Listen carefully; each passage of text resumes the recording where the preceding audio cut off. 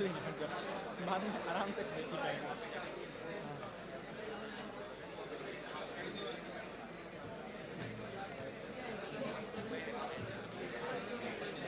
कोई नहीं, वो ग्रुप में बैठे होंगे। ये वाली डबल सीन है, बैठ गए आई थिंक। ठीक है, चलो अच्छा है, कुछ तो होना चाहिए भाई, फिर हमारे में गर्मी उतर जाएगा फेयरवेल के टाइम। और मेरा गर्मी चल रहा है।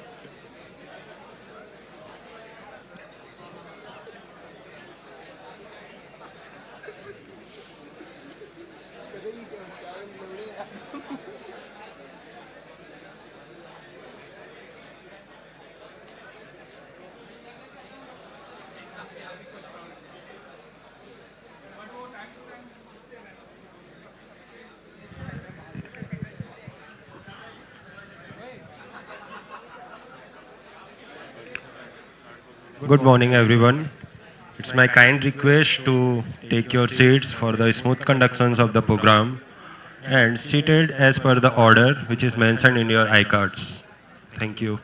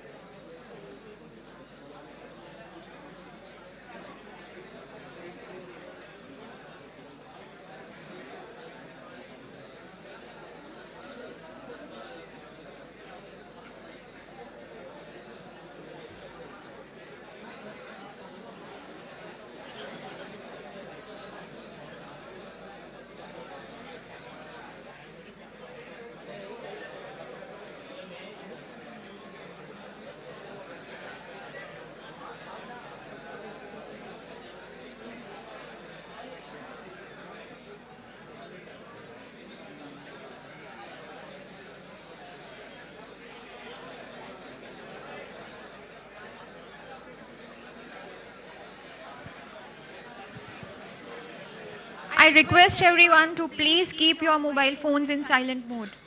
Thank you.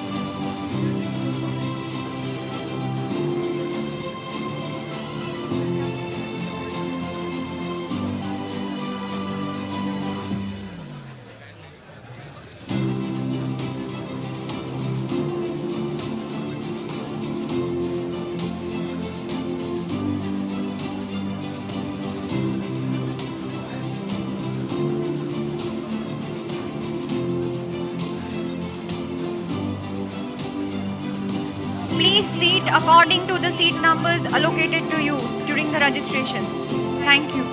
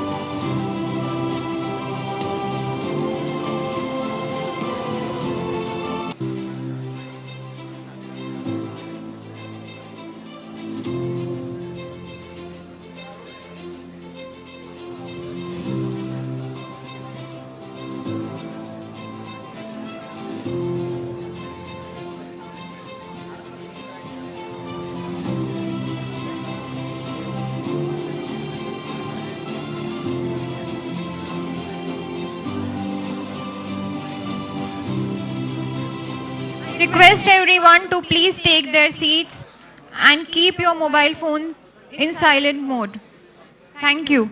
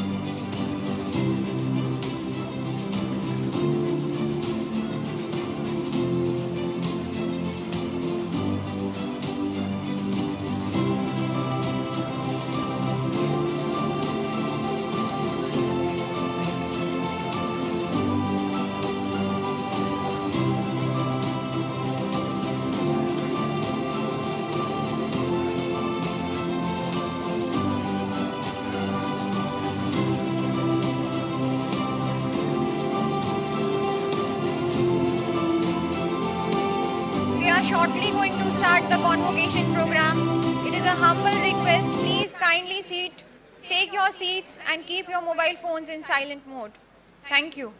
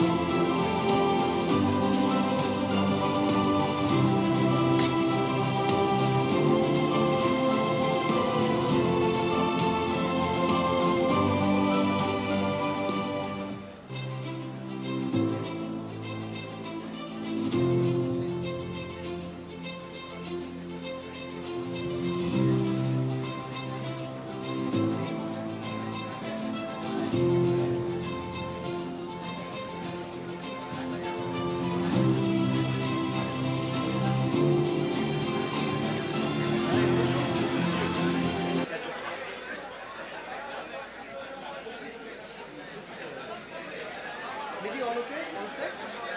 Already? Louder.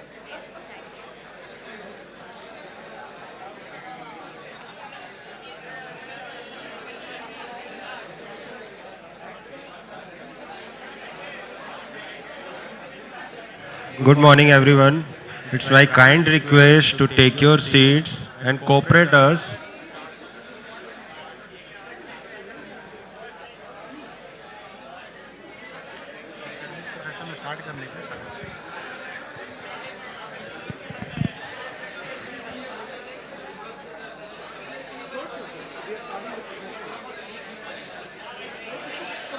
हाँ ये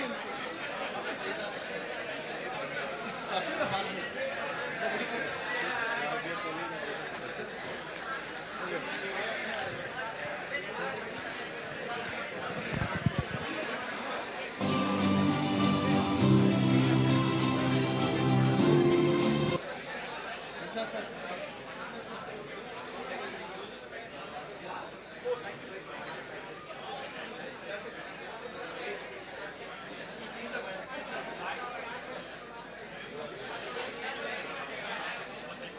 Dear students, please take your seats. We are about to begin the sessions. Please take your seats.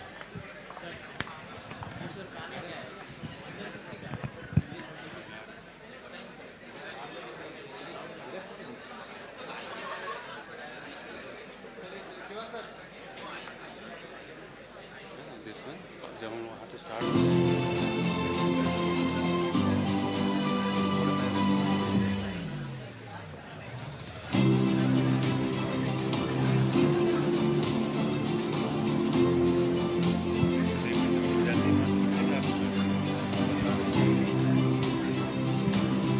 I request everyone to keep your mobile in silent mode.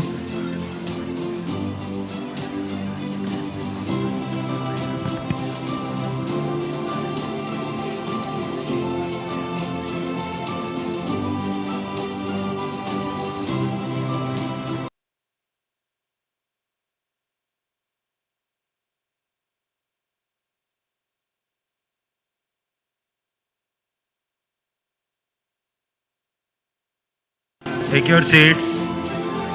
The session is about to begin.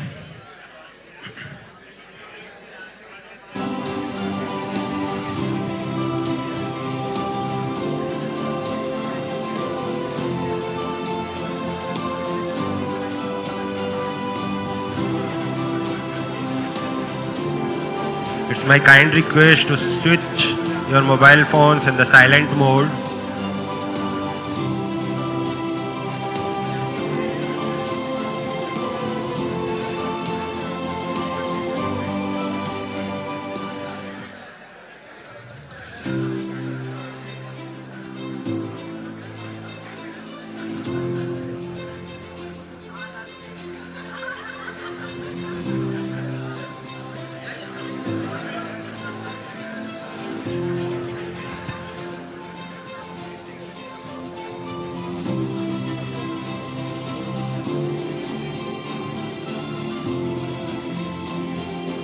Students, we are about to begin the third convocation ceremonies. Please keep your mobile phones in the silent mode.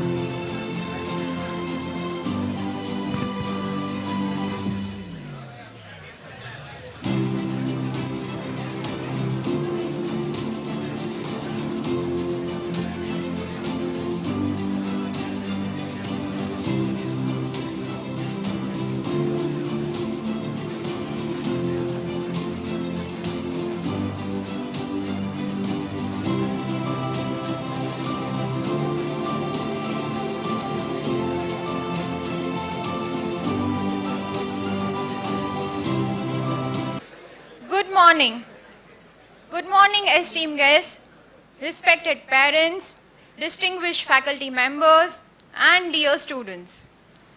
On behalf of the Indian Institute of Information Technology, Surat, I, Dr. Nidhi Desai, along with my colleagues, Ms. GBTC, Dr. Archana Balmik, and Dr. Dheeraj Patel, extend a warm welcome to each one of you on this momentous occasion of the third convocation ceremony of our esteemed institution.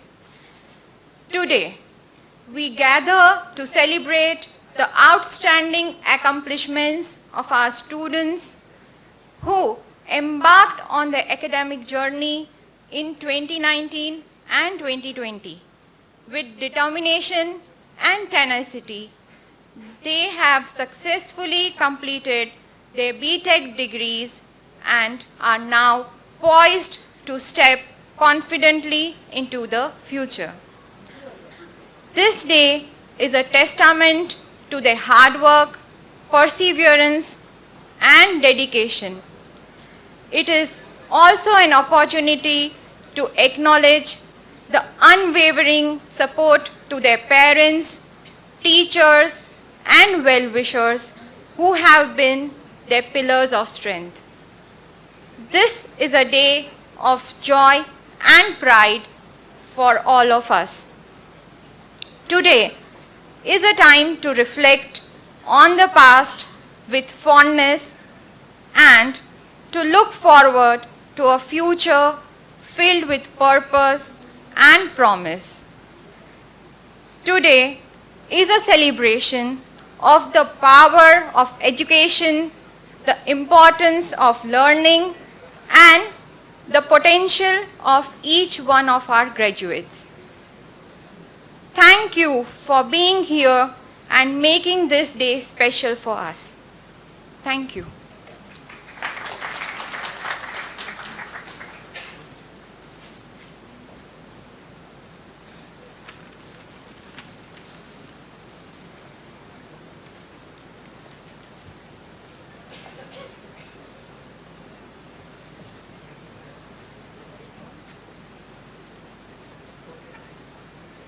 May I request everyone to kindly rise as the academic procession proceeds to the convocation hall.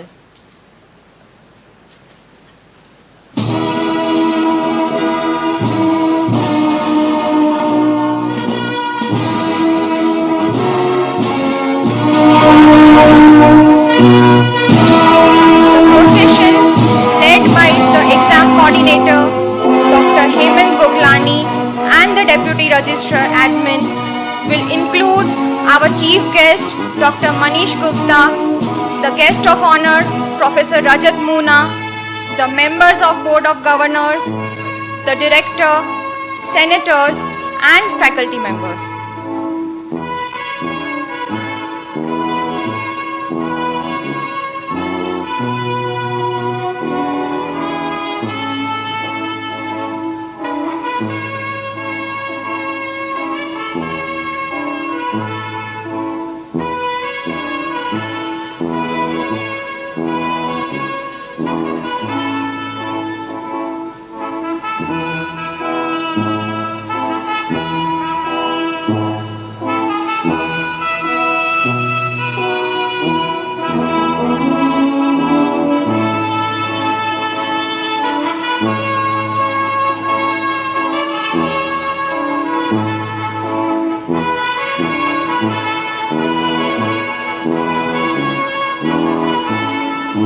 May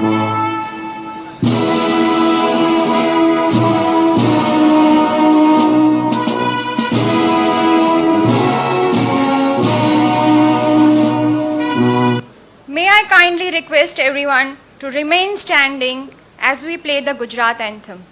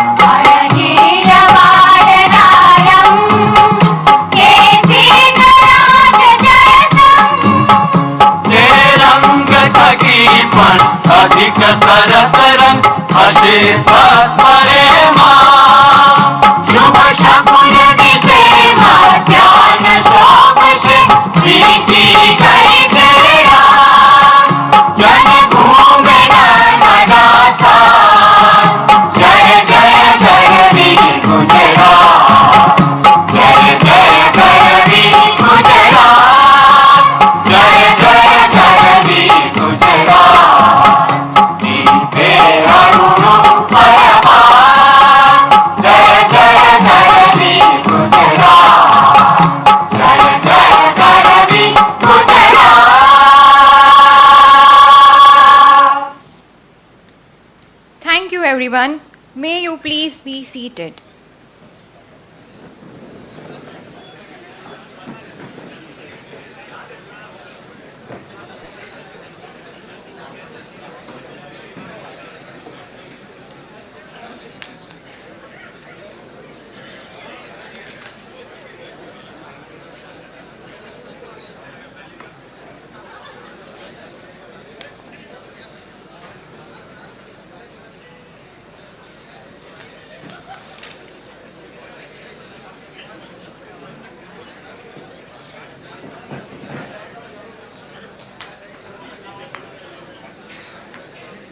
We begin the ceremony by extending a warm welcome to our esteemed chief guest, Dr. Manish Gupta, Director of Google DeepMind, India, who has graciously joined us for this special occasion. May I now request our Honorable Director, Professor Rajiv Shaurya, IIIT Surat, to extend a warm welcome to our esteemed chief guest, Dr. Manish Gupta, with a flower pot.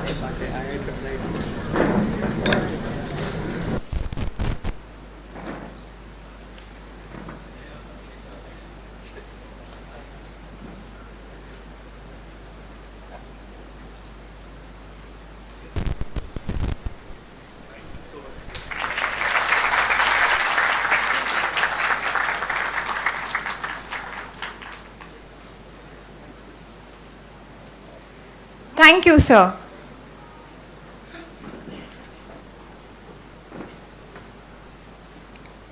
May I now request our Honorable Director, Professor Rajiv Shaurya, IIIT Surat, to extend a warm welcome to our guest of honor, Honorable Director, Professor Rajat Moona, IIT Gandhinagar, with a gesture of a flower pot.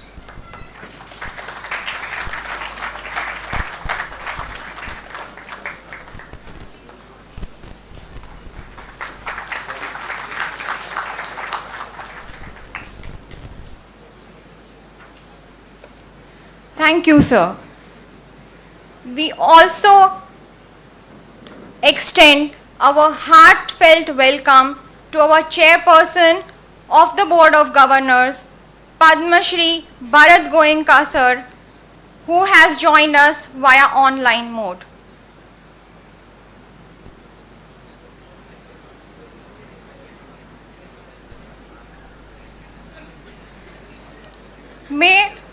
Thank you, everyone.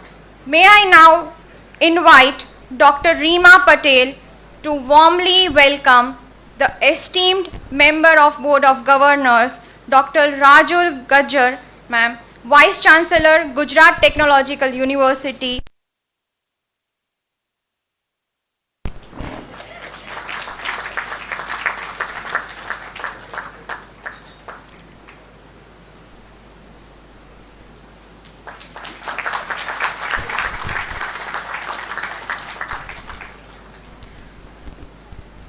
Thank you, ma'am. Now, I call upon Dr. Reema Patel to welcome Ms. Asha Ramnarayan Dave, member of the Board of Governors of the Institute, with a flower pot.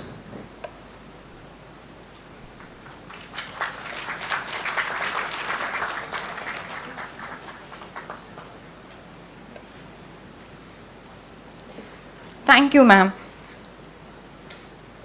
Now, I would like to invite Dr. Anand Pratap Singh to welcome Shri Nitin Patel, member of the Board of Governors of the Institute, by presenting him with a flower pot.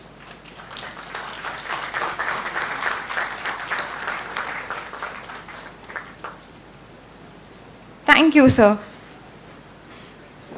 May I now invite Dr. Tanmay Dubey to extend a warm welcome to Professor C.D. Modhera, member of the Board of Governors of the Institute, by presenting him with a flower pot.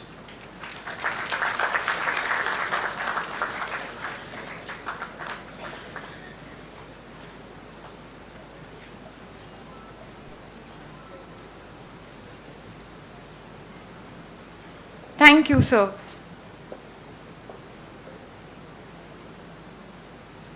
May I now invite Dr. Ritesh Kumar to welcome Shri G.B.N. Babu, member of the Senate of the Institute, with a flower pot.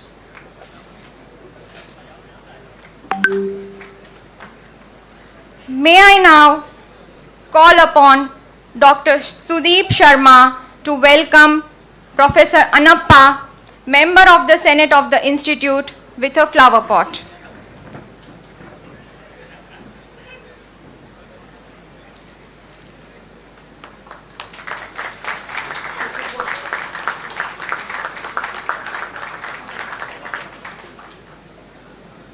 Thank you, sir. Now, I would like to invite Dr. Hemant Goklani to warmly welcome our Honorable Director, Professor Rajiv Shaure, IIIT Surat, by presenting him with a flower pot.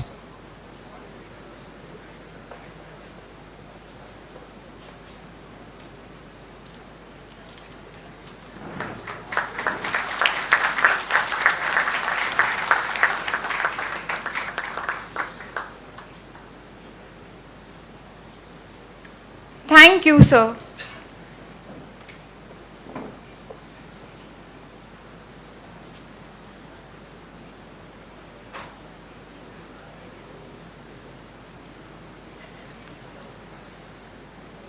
May I now request our Honorable Director, Professor Rajiv Shaure, to kindly invite the Chairperson of the Board of Governors, Padma Shri Bharat Goenka, to officially declare the convocation open.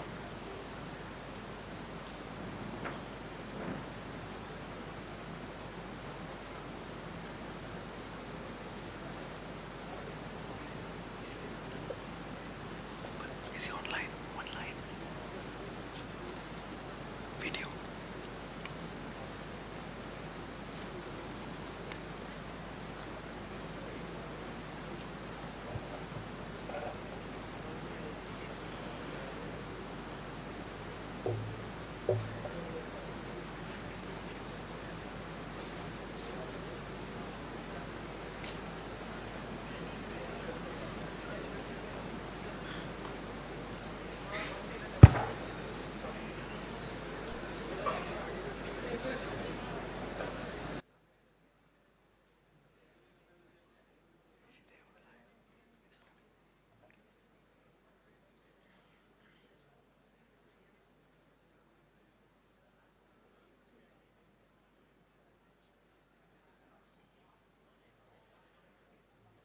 A very good morning to all of you.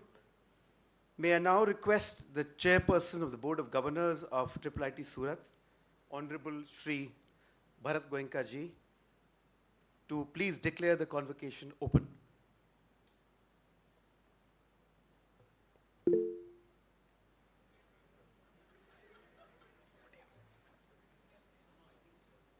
Audio.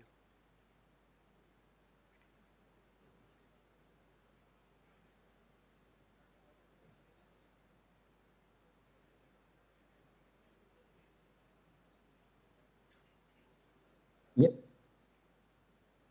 I'm there, but I can't see anything and I can't hear anyone else except I just now heard you. Very So good is- morning, Bharat ji. May I now request you to please declare the convocation open. Yes, thank you. I hereby declare the third convocation of the Indian Institute of Information Technology, Surat, open. Thank you very much, sir. Thank you very much.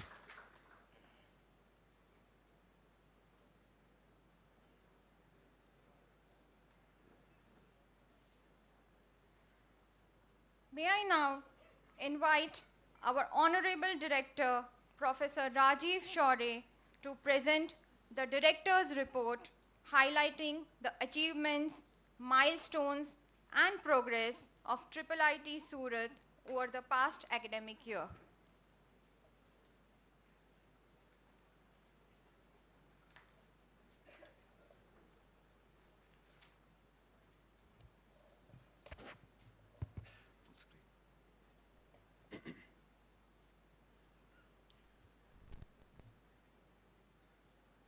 A very good morning to all of you assembled over here.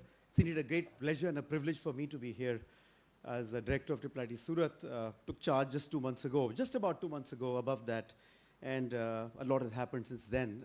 Been working with wonderful students, energetic faculty, outstanding students, staff members, and the entire ecosystem, not only in India, but all across the globe.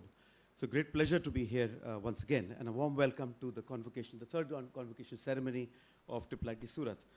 What I will do today is to just take you through the journey of IIIT Surat and give you, a glimpse of what our plans are going forward at a high level, because I think, the work, as we all know, my eminent, guests over here, guests of honor know very well, and the chief guest, that, this work never stops. University work never stops. It's, goes on ad infinitum, and you have to keep improving day on day, year on year. So what I'll do is just take you through where we are and what our plans are at a high level in course of time. So could you go to the next slide, please? I can't change this. Right, so if you look at the journey of Surat, IIIT Surat, we started in 2017, and we were inside, as many of you would know, that we were in the campus of SVNIT. SVNIT, as many of you may know, is one of the very reputed universities in this part of the country. It's been more than 60 years old, and they were very kind to host us for the first few years since inception. But then there comes a time when you need your own land, when you have to go to your own home, right? That's really when we thought we graduated and moved on from SVNIT campus. And so what happened the years beyond that, so 2 years after that, 2022, we moved on to our own campus, which is in Kolwad. All our alumni, of course, have been there. They've had, I'm sure they have great memories of that campus, right? Yes, so great memories because, good things always start with a lot of work and a lot of challenges. And so we came to this campus in 2022. We have a 50-acre campus, and this is the time that it is going to be, it's very clear that the construction of the regular campus, which is reinforced concrete cement, is going to start. And I'm very delighted to share with you that starting in just a few months from now, working very closely with our colleagues, with our board, with our Senate members, with our Building and the Works Committee, and of course with the CPWD, that by the time November sets in, the construction of the new campus will start. So it is one of the most important objectives to start the construction, and all of you, the alumni members, are cordially invited to be there for the Bhumi Pujan. It is going to be a very important occasion. As the alumni will know, we have a huge land opposite, right? And that land is priceless, where we'll start the girls' hostel, the boys' hostel, and the academic block. And of course, the list of buildings will go on and on, but that's the beginning. So this year is going to be a very important milestone year for us, and I can promise you that there will be changes around the clock in times ahead. Next slide, please. Now, I'm not going to read the vision and mission, but I think the government of India, as you all may know, set up IIITs because they really wanted institutions. As you all know, IIITs are institutions of national importance. They are blessed by the central government. They are also blessed by the state government and also the most reputed industries in the state. Now, the mission was really to create expertise in information technology that we are so proud of. Today, India, I'm so delighted to share with you, and I think all my eminent colleagues here would know this as well as I do, or better than I do. Today, when we go anywhere in the globe, everybody knows India's power in technology and information technology. So much so that I remember my days in Beijing. This was a long time ago, but 5-6 years ago. One trip to Beijing for a conference. I was meeting the young Chinese students, right, who were in the conference. And they said, your country is a world power in information technology and software. So I was very happy that a Chinese is saying that. But then he said, but we are very good in hardware. So, you could see that joy. So today, wherever you go, India is a superpower in technology and information technology. And I think the credit goes to all our brilliant students over here and the future generations. So, we've done really remarkable. So that really summarizes what our vision and mission is in terms of excellence, in terms of quality, in terms of creating thought leaders in the field of information technology. Next slide, please. Very delighted to share with you that we have a very eminent board of governors. You will actually hear from our honorable chairperson, Shri Bharat Goenka ji, Padma Shri, who really needs no introduction. He's one of the thought leaders in this country. We are very fortunate to tap the expertise, the deep expertise in the minds of the chairperson of the board of governors and all the board members here. One of the things I did was I've started really frequent, calling out honorable board members, and first thing I did was to have a board meeting soon after I stepped in, because I think it was very important to come to know them and to seek their advice. What we'll observe here is the board comprises of experts not only from academia but from industry and from the government, both state and center. And I think that speaks volumes of the whole cross-pollination that we talk about, the convergence that we're talking about. So again, very delighted to have a very eminent board. We have, so here is a very quick structure of the administration. We are small, but we are growing. We are growing very aggressively. We have two deputy registrars. I'm very glad Bhandarkar ji is right over here, Savani ji sitting in the front.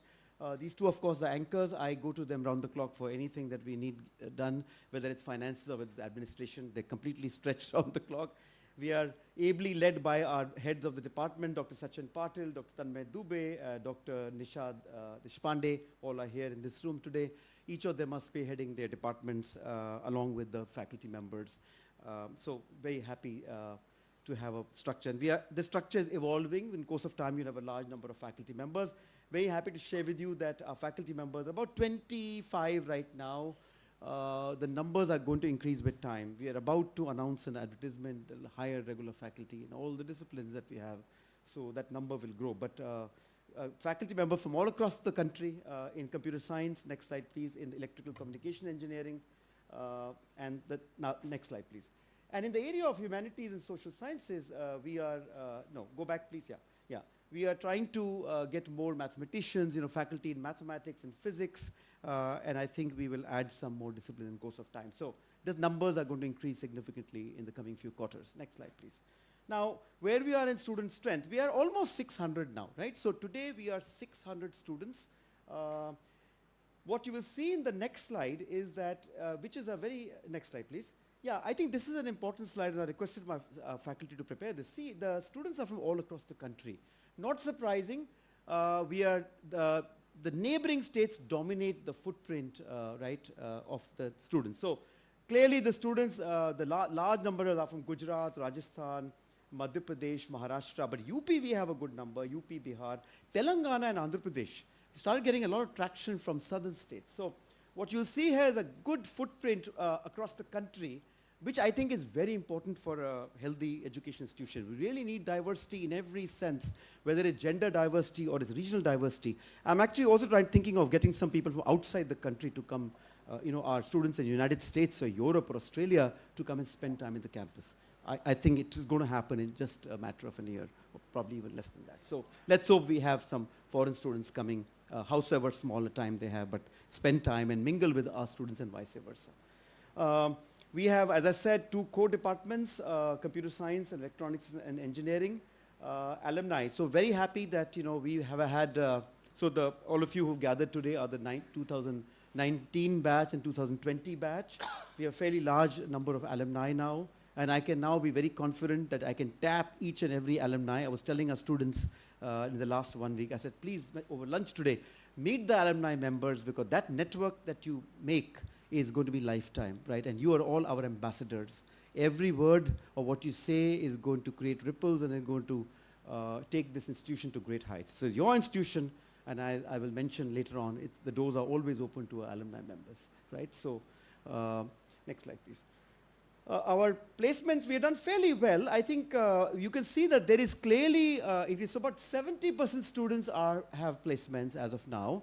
And why not 100? Well, because a lot of them go for further studies to IITs, ISC, or even outside the country, right? So these are the 70% people roughly, but the ballpark percentage. They are the ones who sign up for a job in or outside India, right? So our numbers are fairly good. I'm not going to read out all these statistics over there, but the salary package is getting better and better. I remember just a few weeks ago, Oracle was on the campus with a fantastic offer, right? And the students, 7 of them who got the offer were beaming.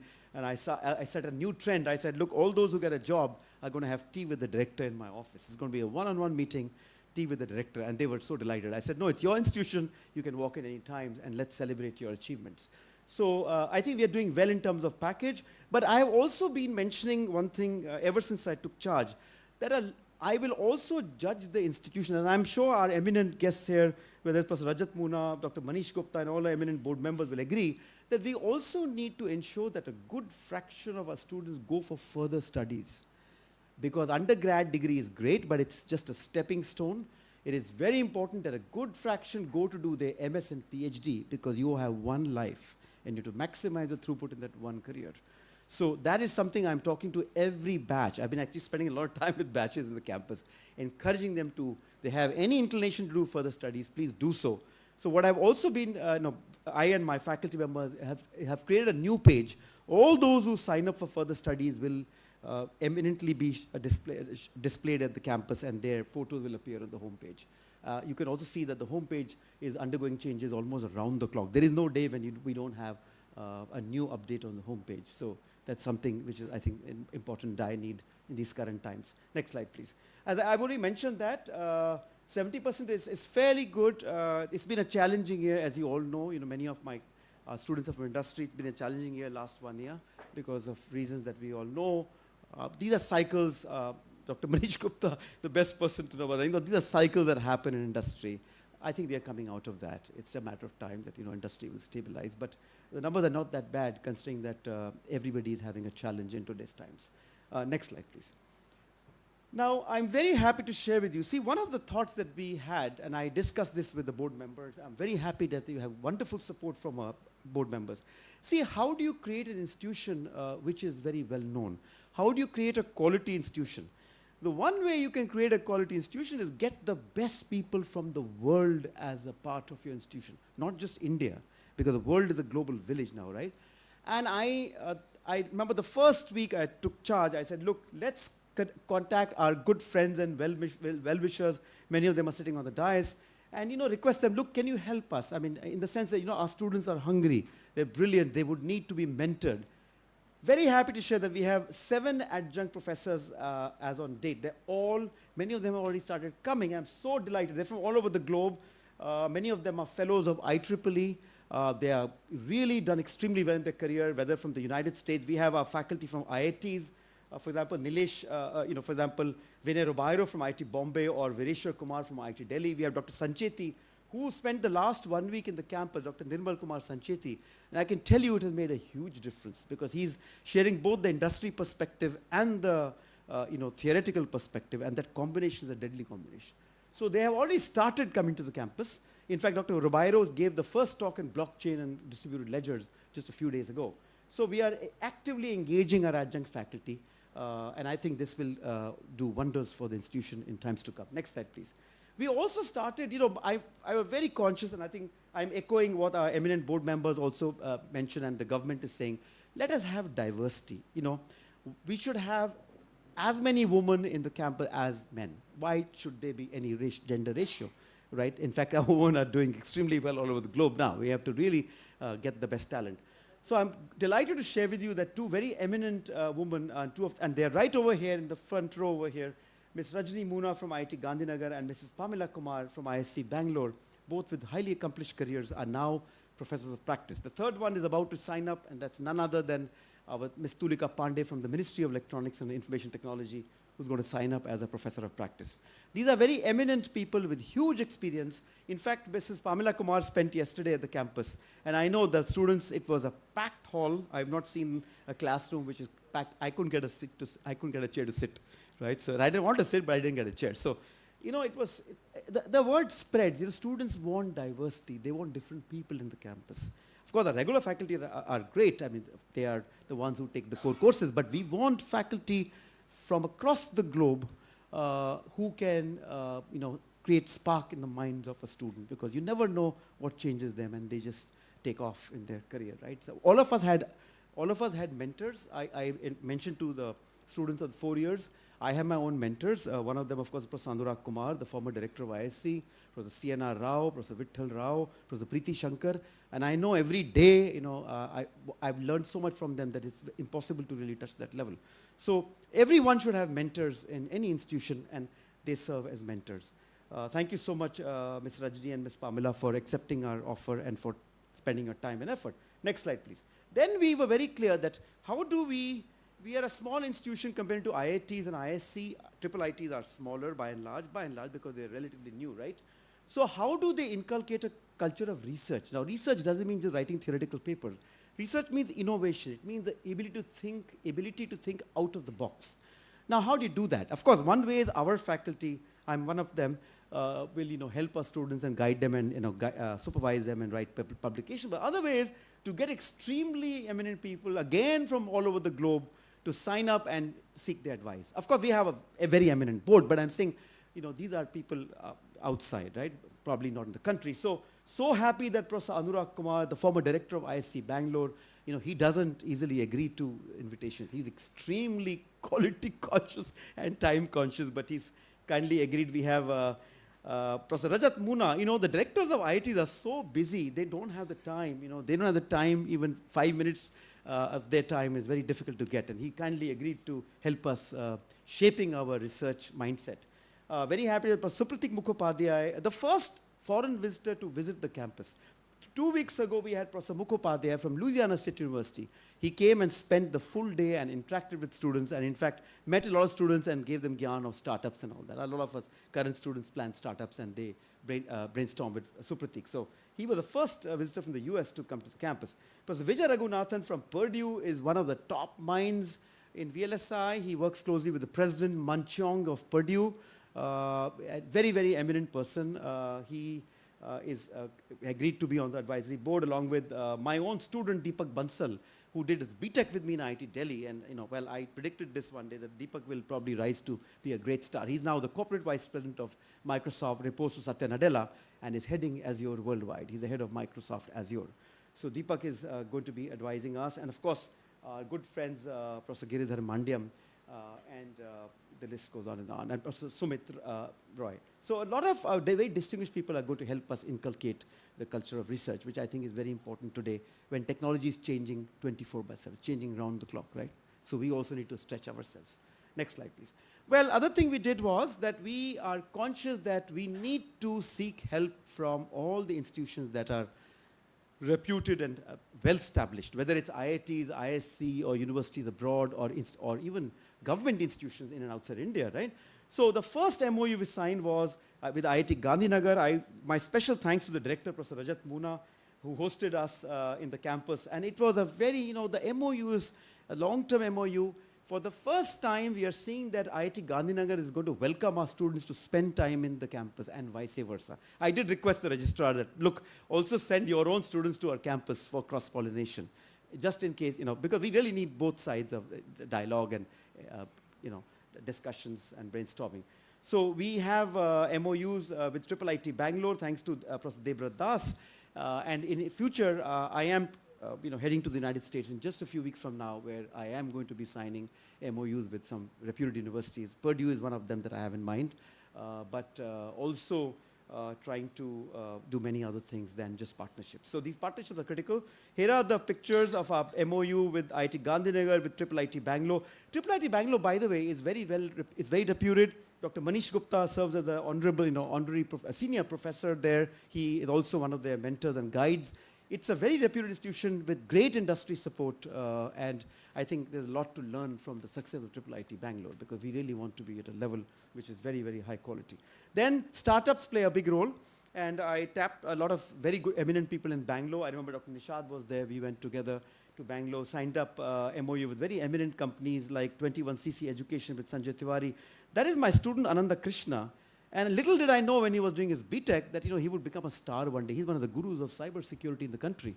The government of India invites Ananda Krishna to help solve problems in application-less security. So he now has a company with 100 people, almost $10 million turnover. The young fellow has done so well. And so we signed an MOU with Czar Securities. So I think this list will, why do we do this? Because we want the students to be benefited for their internship, for their placements, plus maybe for centers of excellence that we want in course of time. So thank you thanks to all our leaders here, partners, for enabling this. Next slide. We've seen a flurry of activities in the campus. I believe that no time should be, every day should be utilized, because we have a campus, we have time, we have the best students that you can think of, right? I mean, IIT students and NIT students are one of the best in the country. There's no doubt about that, right? Do you have any doubt? I have no doubt about that. I was very clear from day one, right? So with such wonderful students, it's very important to have workshops on the clock. We've just recently concluded a workshop in cybersecurity, very well attended, funded by the Ministry of Electronics and IT. And as I talked to you, we are running an AICT program on machine learning and deep learning. My colleagues are spearheading that. They're right over here. That's doing very well. Good funding has come from the government for the workshop. So I encourage all the faculty and students, I've been encouraging that, look, please spawn new events so that the word spreads across the country. Next. Wonderful. So what I realized was that the campus is buzzed with activity, right? There are so many clubs, as you all know, but I think since you left, there are more clubs in the campus, right? So we have about 10 to 15 clubs now, and they're very active. I have been requesting for a mathematics club. And for a club, which is my favorite hobby, is astrophysics and astronomy and space sciences. So hopefully that will happen. We're trying to get a telescope in the campus. So I'm not going to read all that, but a lot of very vibrant last few weeks saw celebrations. 15th August, Janmashtami, and I'm telling you, they were absolutely top notch, thanks to our students and their infinite energies that they get. Next, please. So, yeah, please skip this. So, we have a student startup and innovation policy at the SSIP. We fund our students who have ideas, and we encourage them to have their startups. So, the funding is partly by us and partly by the government, right? So, this is done very well, and hope to have more funding in this scheme going forward. Next. Now, it's very clear that in today's world, if you don't have centers of excellence, you're not going to attract industry or governments from India and outside. So, with that in mind, and with the discussion that I've had with the Honorable Chairman some time ago, and I will continue to discuss with our eminent board members, we do envisage 2 centers of excellence. One is a center of excellence in AI, machine learning, and deep learning, and of course now generative AI. We already are seeing a lot of traction. There are companies saying, listen, we'll be a part of it, please sign up, start that. Other is Industry 5.0. Smart manufacturing has now, Industry 4.0 has become 5.0, right? Because sustainability is very important. Human-machine interaction is very important. So with that, Industry 5.0, why 5.0? Because Surat, Gujarat, this is the hub of industries. All our colleagues in Surat know that what better place than Surat, which is a diamond hub and a textile hub. So let's tap all our experts there, most of the industry there, and create this centers of excellence. I have a timeline. Hopefully it will come up very soon, and by the time you're here, next, the COEs should start. Now, this is where we are, our current location. So this is where we are. You know that, all of you. I could see a smile. I could hear that. But the challenging times also make you strong. But right across the road, in 2 months from now, we will have the construction. In fact, I'm also trying to convey this to all our eminent friends and colleagues in CPW that listen, we really, this is business. We have to start the construction with, the board is very keen, the Ministry of Education is very keen, and we cannot, we really can't wait now. So come November, I myself ready to take the shovel and go to the ground and start digging. It's that higher priority for us.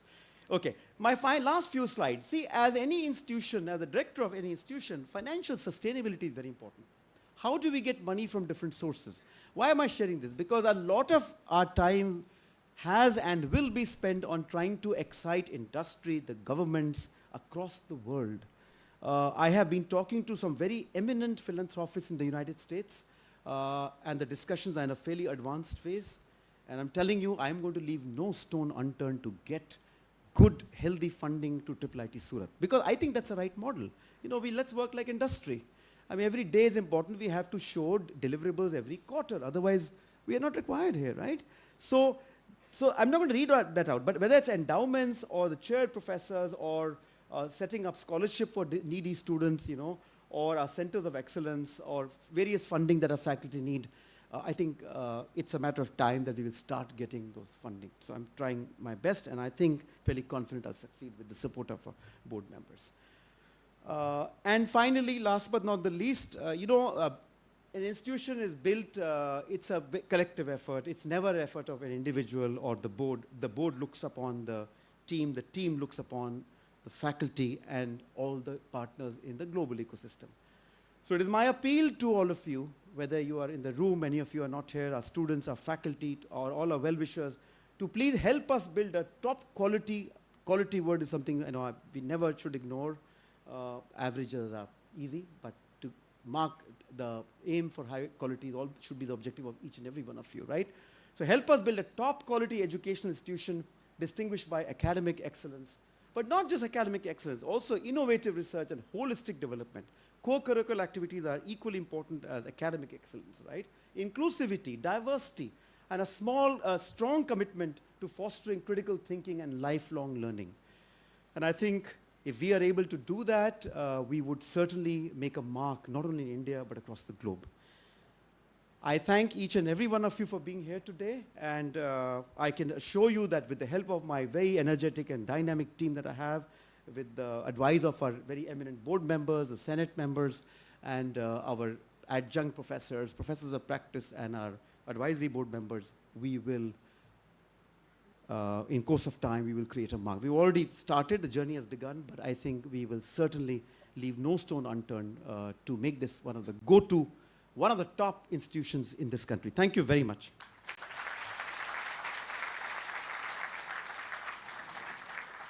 Thank you, sir, for highlighting the achievements, milestones, and progress of IIIT Surat over the years.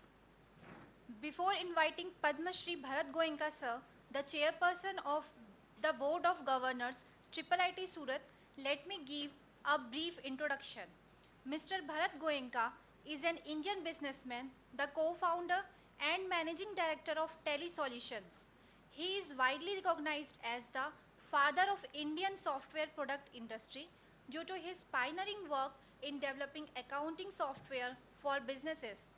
He has received numerous accolades, including the Lifetime Achievement Award from NASSCOM, the CSI Honorary Fellowship Award from the Computer Society of India, and Padma Shri, the fourth highest civilian award of the Republic of India in the year 2020 for his contribution to trade and industry. His vision and leadership has been instrumental in establishing TeleSolutions as a leading software company in India and beyond. May I request the chairperson of Board of Governors, Padma Shri Bharat Goenka sir, to share his thoughts with our students.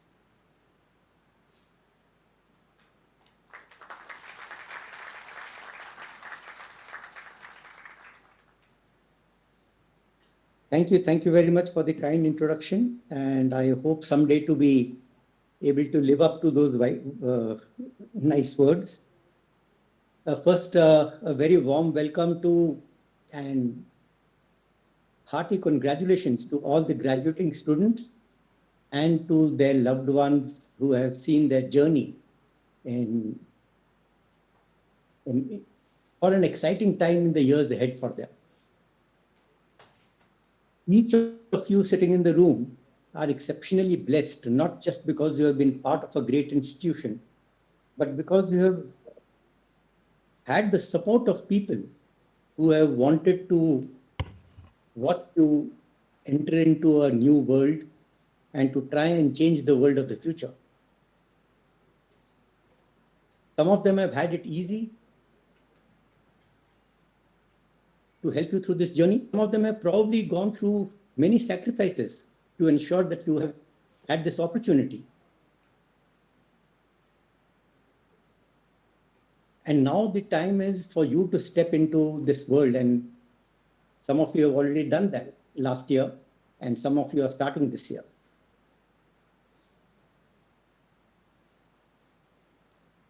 It is what I want to share with you all is the journey ahead. Sometimes society teaches us slightly wrong lessons about the kind of journey ahead. It is sometimes treated as a race, which is a sprint. You know, when you are in a sprint, each of you are looking at your peers and trying to ensure that no one is even 1 inch ahead of you on the starting line. Because it matters. It matters where you start. But life is not about being a sprint, it's a marathon. And when you really worried about being right in the front, and no one is really worried about being right at the back, there is no guarantee that the person who is starting in the first position in the pool of runners is going to come ahead, or the person at the back is not going to come ahead. Even halfway through the journey, it doesn't matter where you are. What matters is how well you can sustain that journey. All of you are starting much better than many other of your peers. You've had a great journey in this institute. You have seen that the institute itself is planning that future students will have an even better starting point. And starting points are important, but the most important thing is what you have taken away from this last few years. Again, society trains us to think that what we take away from an institute is the knowledge that we gained here. But the reality is that what you really take away is the techniques to get knowledge. What you hone is your skills of learning. It is incidental that you check that skill against specific subjects and against specific branches of knowledge. 5 years from now, 10 years from now, 15 years from now, most of the knowledge will be irrelevant. But all the techniques that you have learned will be forever relevant.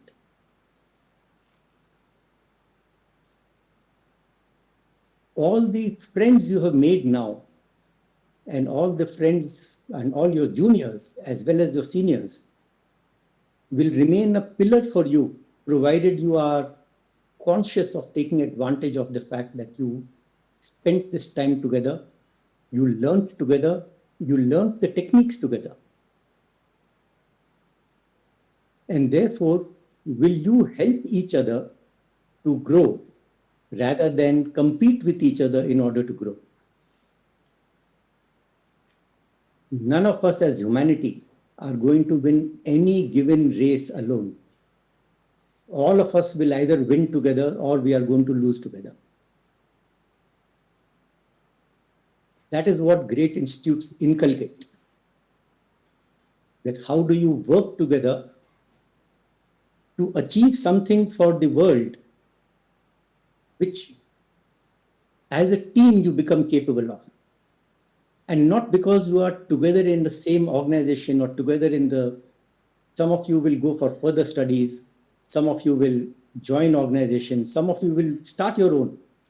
And it doesn't matter whether you are together in the same organization, but as long as you're together in the same lifetime, you have an amazing opportunity to keep tapping into each other, to keep learning from each other, and to keep teaching each other.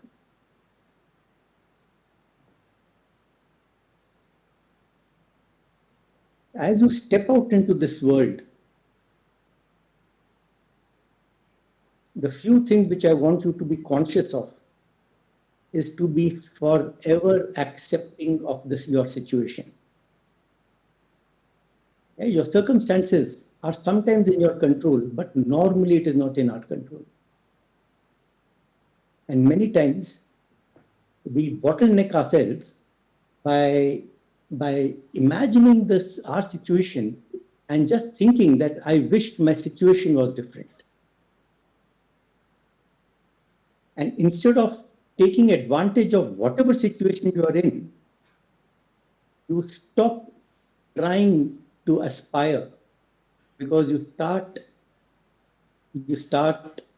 getting bogged by your circumstances. Your circumstances will sometimes be great, sometimes will not be so great. Some of you will find a job overnight, some of you will take some time to find it. Some of you will start in a company which is reputed, and some of you will need to start in a company which is perhaps today not so reputed. And if you accept your situation and take maximum advantage of it, you can become the cause of its change. There's a big difference between forever aspiring and yet forever accepting. Never stop aspiring. Because you aspire is what will make you learn, not what you have already learned. If you don't aspire, there is nothing to learn, there is nothing to change, there is nothing for you to participate in, there is nothing for you to feel thrilled about. Most of us, including me with my bald head and gray hair, are not even going to be able to imagine the world that you are going to live in. You can't imagine the world that you are going to live in. And you can be a victim of that change, or you can be a contributor to it.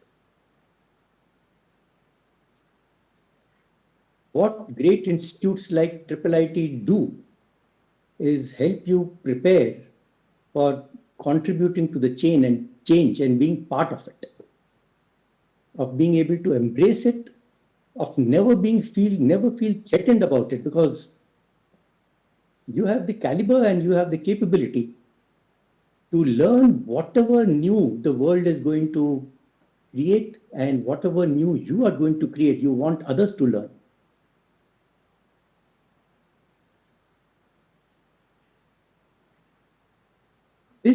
These two batches today are amongst the pioneering batches. The first four batches, I would say the first three batches emerging out of this institute. And as Professor Shore said, you are going to lay the path for what this institute will be known for, because it will always be known for the kind of people who emerge from it. Will you forever remember this journey, and will you forever tap into the professors who have taught you, tap into the seniors who were part of your journey? Perhaps some of them made life difficult for you, and that made you a better person.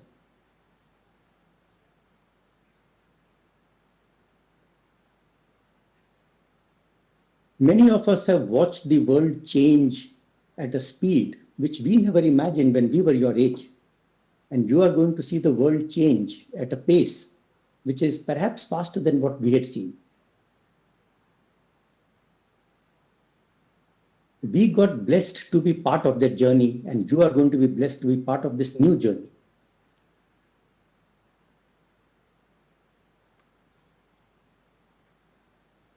The one lesson which I learned many, many years ago from a real stranger.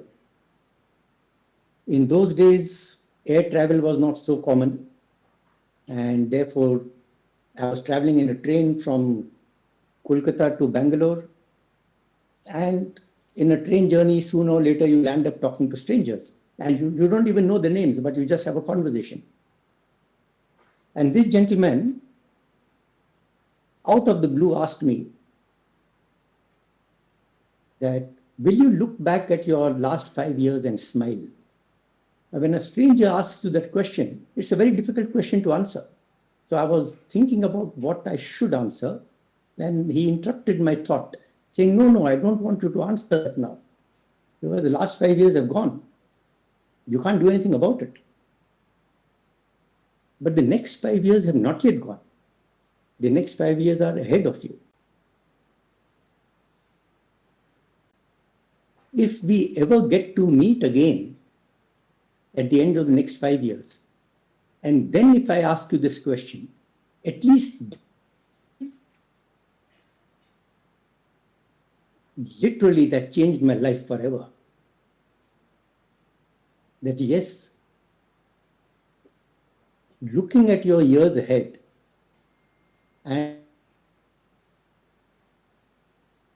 and smile is always in our control. What happened behind us is not in our control. And there is absolutely no purpose in looking back and wishing things were different.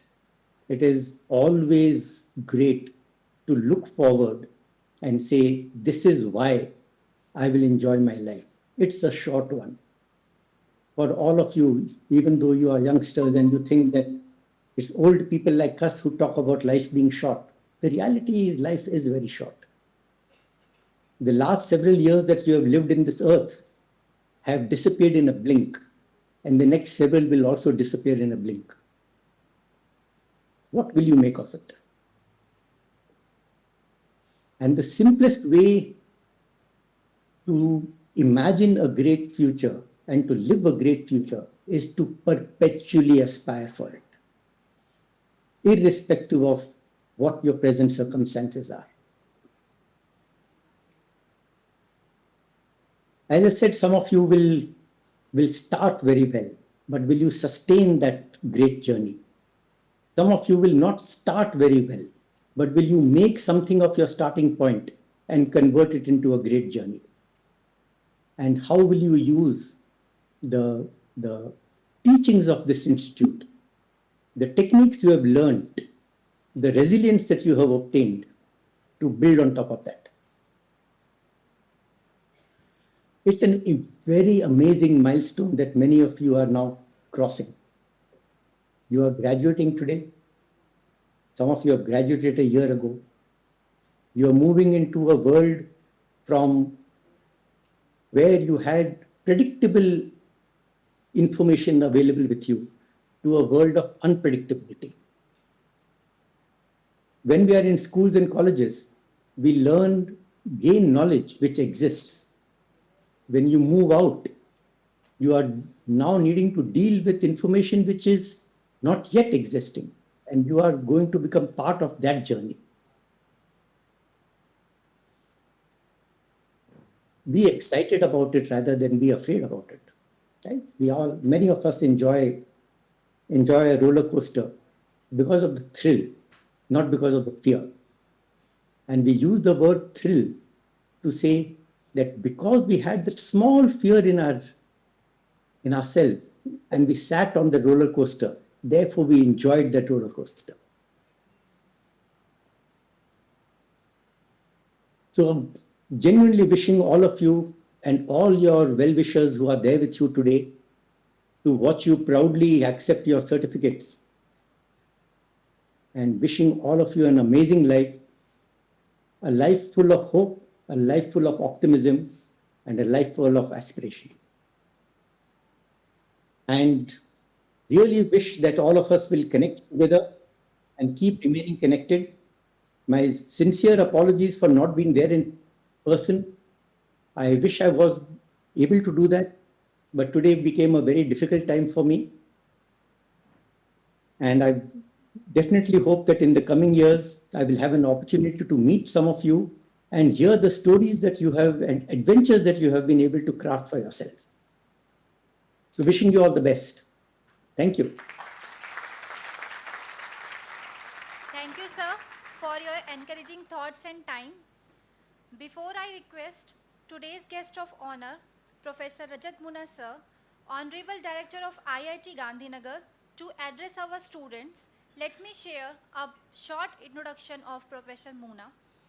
Before joining IIT Gandhinagar, he had served as a Director of IIT Bhilai and Director of General of the Center for Development of Advanced Computing, that is CDEC, in Pune.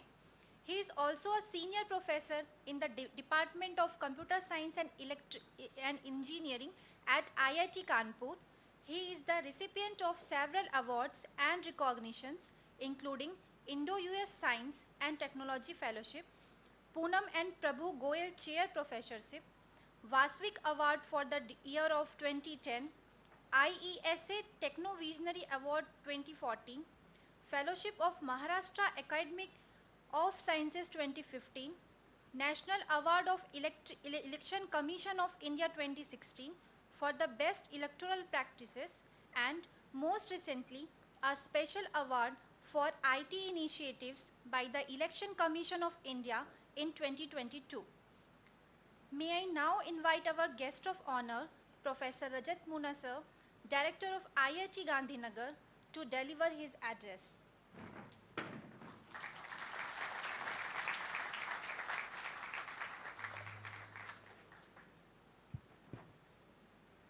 Thank you and good morning to all of you. Chief guest of the convocation today, Dr. Manish Gupta, Director Google Research. Shri Bharat Goenka, co-founder of Tele Solutions and Chairman Board of Governor of this institute. Professor Rajiv Shori, Director of IIIT Surat. Members of Board of Governors, Deans, Heads, members of Senate, members of faculty, members of staff of IIIT Surat, other distinguished persons on the dais, off the dais, graduating students, parents, members of media, and distinguished guests. Thank you very much for inviting me to be the guest of honor today at the third convocation of the institute, which shall witness 2 batches of incoming students receiving their degrees. I would like to begin first by congratulating the graduating students. This is really your day. This is your day when you get your degree as a reward of your hard work and tapasya of several years. A warm and heartiest congratulations to the graduating students. I would also like to add a special word of congratulations to the parents. The convocations are usually remembered much more by the parents than by the students. This must be a day of pride for all parents who are witnessing their children graduating and stepping into a professional world. I also want to congratulate Director Professor Rajiv Shori. He gave a very interesting journey of the institute and the promises that it holds for the future. I would like to congratulate faculty members of IIIT Surat for this momentous occasion. As you know, IIIT as a brand has made its own name and credibility in the country. And IIIT Surat is fast achieving a deserved recognition of a distinguished center of education in high-tech area of technology. What Professor Rajiv Shori showed is a glimpse of what he is doing to get the best of the people in this area to help IIIT Surat get into this remarkable journey. I am sure IIIT Surat has a lot to achieve in time to come.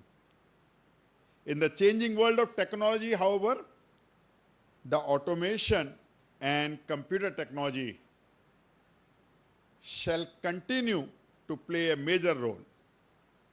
Several different areas of science and technology are today highly dependent upon computing and control.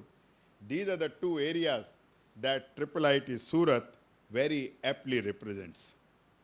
The modern form of communication, for example, is all digital and provides a quality of communication that cannot be provided through analog form of computing or communication. In the back end, there is a huge amount of computing that is deployed to use the communication bandwidth in most effective manner. Several emerging areas such as artificial intelligence, machine learning, Internet of Things, quantum computing, data science, everything says the same story. And these are the areas which are shaping the technology today. And whether in the area of healthcare, or in finance, or in manufacturing, or in governance, or in healthcare, or in any other form of engineering, these areas are playing a major role. In fact, the governance in the world is changing rapidly. Computing is making a deep penetration as a single most effective tool to provide services which are transparent and friendly to users. In this context, the dream of our Prime Minister of driving the nation towards being the world leader in technology, especially the digital technology, is highly appropriate. All ingredients to this, including the awareness to computing, digital inclusion, provisioning of services using computing and mobile, semiconductors, IoT, and all other areas are very, very important components to realize this dream. I'm sure all graduating students today and all those who are going to graduate in future would realize this and would be very excited about this. I do realize that many of you will be taking professional jobs immediately after graduation. I wish and hope that your contribution to the professional world will be the one each moment of which you will cherish in your life. I also believe that many of you will become entrepreneurs. SSIP, as director talked about, is the right step in promoting entrepreneurship among students. Today's country, today's India offers many more opportunities to graduates compared to what was available in the past. The potential of getting into entrepreneurship is much higher today and is destined for a tremendous growth. With the deep tech throwing opportunities like never before, many of you are going to benefit from startup activities in this area. I am also sure that many of you will move to higher education in institutes, both in India and abroad. I am a strong believer of higher education and would equip our future generations to take a leading and shaping role. This is the time when you step out in a professional world. This is the time when you transcend into a world that holds an exciting future. This is also the time when you would like to hear from your peers and elders about their experiences. This is the time which is a transition time to take you to almost a new life in all fronts, including social and professional, from a protected world to a world of your own, to a world where the success only will depend how you handle it. In my own career, I learned a few lessons, and I'm sure these will apply to all kinds of jobs. First lesson is learning should never stop. The field of technology changes very, very rapidly. What you learn today in your classes gives you a feeling of being top of the technology. Since the technology is not a constant, the world would change drastically in the time to come.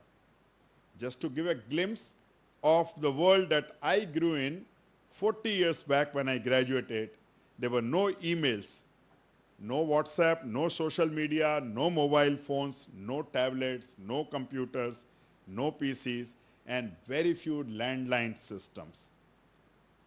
The time-shared computer on which I learned programming had many strong handicaps. It has only few kilobytes of memory, not megabyte and gigabyte that we hear today.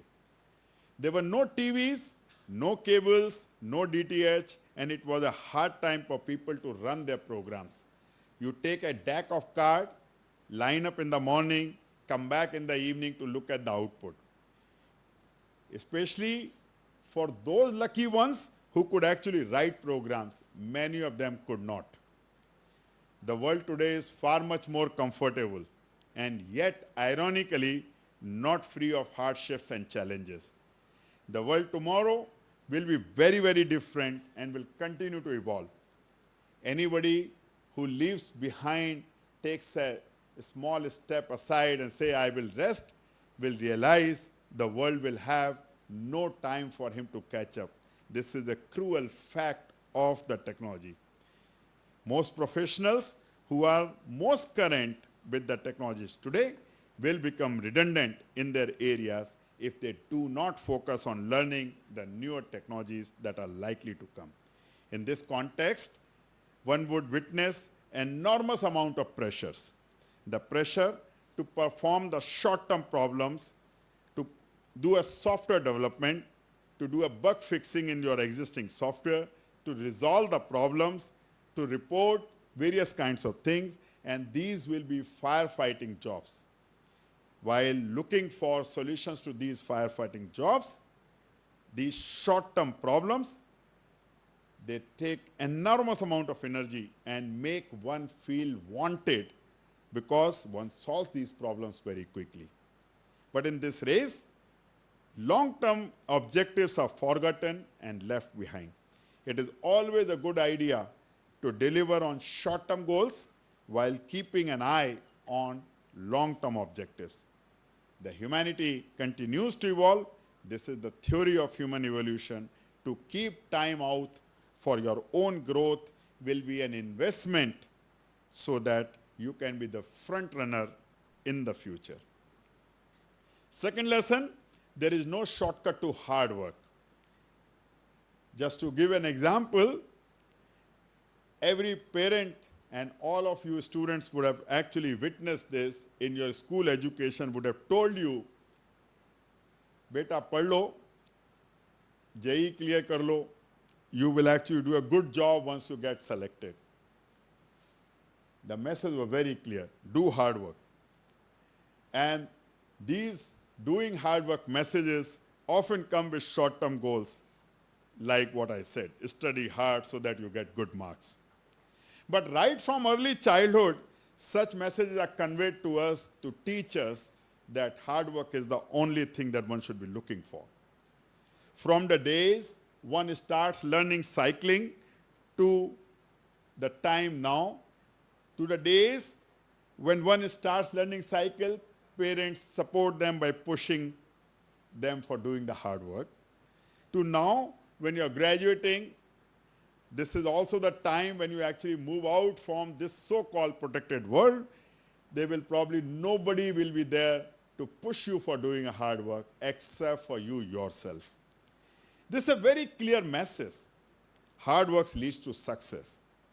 If the success should continue coming to you in your life, the hard work should never stop. There is a caution, however. Hard work doesn't mean that you should be looking for success results. The only thing that is in your control is to do the hard work. Success is given by your peers, by your environment, by your superiors. It is recognized by you. You cannot get the success all by yourself. Hard work is the only thing that you can do. Lord Krishna said this to Arjun. Karmanya vadika raste ma phaleshu kadachan. You have a right to perform. It means keep on performing your duties, but without expecting any reward in return. If there is one who would understand this message clearly, it is the one from this country and from this culture where Srimad Bhagavad Gita is taught to us always. Third lesson, humble but a confident man wins the world. One is heard more often and more clearly when he is confident. If there is vagueness in expressions, it reflects lack of confidence. Several great leaders from industry, from academia, and from public life have all been very, very humble people. This lesson comes from Mahatma Gandhi himself, whose life has been the humility personified. While we need to be confident, we need to be humble also. These qualities are not mutually exclusive. Humility is a great virtue to possess. It encourages learning from anyone, irrespective of caste, age, or religion. We do like people who are humble. We rarely like people who are rude and arrogant. We don't want our friends and our bosses to be rude or arrogant. Self-confidence is important. Self-confidence comes from your knowledge, from your facts, from your work, and every time you need to combine humility with self-confidence, it will only do you good. Fourth lesson, to be productive, follow learnings from the classrooms. All of you have done computer science, would have learned several algorithms. Let me give you one very interesting algorithm called scheduling algorithm. You would have actually known scheduling tasks on CPUs, the shortest job first gives you the best scheduling. What does that mean? It means implement that in your life. You are that CPU. You have been doing these tasks. Organize your tasks in the length of expected time. Do the shortest job first. Leave the longest job for later. You will be far much more productive, far much more effective, and far much more efficient. You will be most effective by implementing this scheduling, but at the same time, you also have to take cognizance of priorities, and that is what we have been always teaching in classes of operating system on scheduling algorithms. Implement that in your life. All of you have done a lot of hard work and are receiving your valuable degrees today. As you are bidding farewell to your graduating class, I hope that a small percentage of you will take time to contribute back to the society in some possible ways as we together create such an ecosystem that encourages people to contribute to the societal needs. We will be building more robust and solid society. Let me once again thank you and IIIT administration, especially the director, Professor Rajiv Shori, for inviting me here to address the graduating batch. Let me also once again congratulate all of you and all graduating students and their parents for the achievements of students and wish them the very best as you step into the newer world. May your life be unbounded like a bird of the sky, like Unmukt Gagan ke Panchi, and may you achieve success and heights like that. Thank you. Jai Hind. Thank you so much, sir, for your inspiring words and valuable thoughts. Before I request the chief guest, Dr. Manish Gupta, sir, for delivering the convocation address, let me give a brief introduction about our chief guest. Dr. Manish Gupta is a director at Google DeepMind, leading research teams in the areas of inclusive AI and universal communications across India, Australia, and the US. Previously, Dr. Manish has led VideoCane, a video technology startup, and the research centers for Xerox and IBM in India. As a senior manager at IBM TJ Watson Research Center in Yorktown Heights, New York, he led the team developing system software for the Blue Gene L supercomputer. IBM was awarded a National Medal of Technology and Innovation for Blue Gene by US President Barack Obama in 2009. While at IBM, Dr. Manish has received 2 Outstanding Technical Achievement Awards, an Outstanding Innovation Award, and the Low Gerstner Team Award for Client Excellence.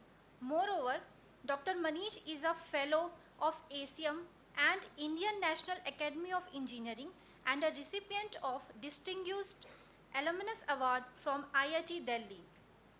May I now invite our chief guest, Dr. Manish Gupta, sir, from Google DeepMind India to deliver the convocation address. Thank you. So, respected dignitaries, my dear students and your families, I think you are really the chief guests for this occasion. So, I'm going to start by first congratulating all of you who are getting your degrees. Being a technologist, I couldn't resist slipping in at least my view of where technology is headed, because I believe, again, just like Rajat mentioned, there are some very interesting parallels between, again, technology development and your own life, and even as Honorable Mr. Padam Shri, Mr. Bharat Goenka said. So let me start with like a quick view of where technology is heading, and then tied back to some words of advice, again, from my gray, using my gray hair, about your journey ahead. So next slide. AI is all the rage. So when OpenAI launched ChatGPT and then Google launched Bard in response, I went and asked Bard this question. What was a key event in 1965 that impacted pretty much the area of computing in a very significant manner? I was hoping Bard would give the answer. Manish Gupta was born in 1965. I was indeed born that year. But next slide. It gave me the response I was looking for, which is Moore's Law. So how many of you have at least heard of Moore's Law? Show of hands. I see most hands going up amongst the students. So it's not a real law like Newton's laws of physics. It was an prediction made by Gordon Moore in 1965. He wrote this paper predicting that you'll be able to double the number of transistors in every generation. Initially, he said every 12 months. Later, it became every 18 months. But next slide. What we have enjoyed are these exponential advances in technology. And it reminds me of this story that at least I used to hear when I was in school, a young child. Hopefully many of you have heard this story there are various versions of a king who's pleased by this sadhu, and he said, the king said, what reward do you want? He points to the chessboard and says, give me 1 grain of rice for the first square, double the grains of rice for the next square, keep doubling. And the king said, is that all you want? And he said, yeah. And the king realized somewhere in the middle that he would not be able to honor the promise. His kingdom would go bankrupt, and yet he would not be able to honor that promise. So the king didn't realize that when you were on the initial few squares. He realized it when you got to the middle of the chessboard. So something very similar has been happening with technology, right? With Moore's law. The doubling of grains of rice, the analog is doubling of transistors with every generation. In fact, I remember I'd moved back from the US in 2006. I used to be called upon to give talks to various IBM customers. And a particular factoid was presented to me to share with IBM customers, which was that this year, this was 2006, humanity, we as humanity are going to produce more transistors than grains of rice. So very interesting factoid. So that really stuck with me because I've always been inspired by this story of this exponential advances. And I kind of felt that maybe we are now at that, in that second phase, second half of the chessboard, where the king realized, right, you got to so many grains of rice that he would not be able to honor the promise, that we are having so many transistors at our disposal that things that we would have thought of as science fiction were now becoming possible. And next slide. So that leads me to, again, what's been going on since, again, we've already well into the second half of the chessboard. And one of the things that happened maybe about 5 years after that was this revival of this old idea called artificial neural networks in the form of deep learning, right? So I'm sure you all have heard the term deep learning. I mean, AI itself was a very broad area, and within that there was this particular field of machine learning that really took off as the dominant field. There were many, many different approaches to AI, but machine learning really took off, which was, again, having machines learn based on the data. And now within machine learning, there were so many different ways of, again, so many different models, algorithms, and so on. And deep learning emerged really as a dominant area, even though in the 80s, the research community had given up on the ideas of artificial neural networks. A lot of the advances like the backpropagation algorithm and so on hadn't been developed in the 80s, but it made a comeback largely fueled by the computing because things that were previously not possible were suddenly. So if you go to the next slide, initially it made its mark through this problem of image classification, right? There used to be this annual contest held, and a deep learning based algorithm led to this dramatic improvement in accuracy of that algorithm.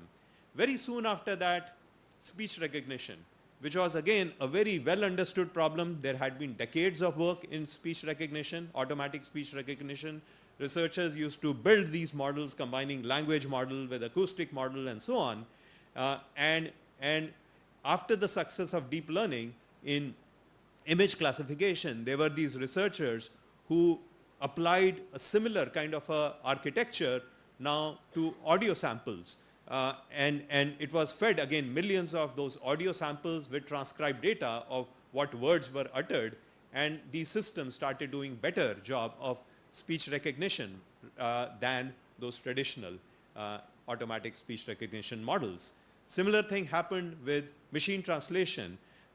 Again, there had been decades of work done in that area, and simply by training a network with millions of parallel sentence pairs, an English sentence like hello, how are you, together with the French translation, these systems started doing a better job of machine translation. So it's actually very surprising in hindsight how this one narrow branch of deep learning became the state of the art, the best way of solving such a diverse set of problems.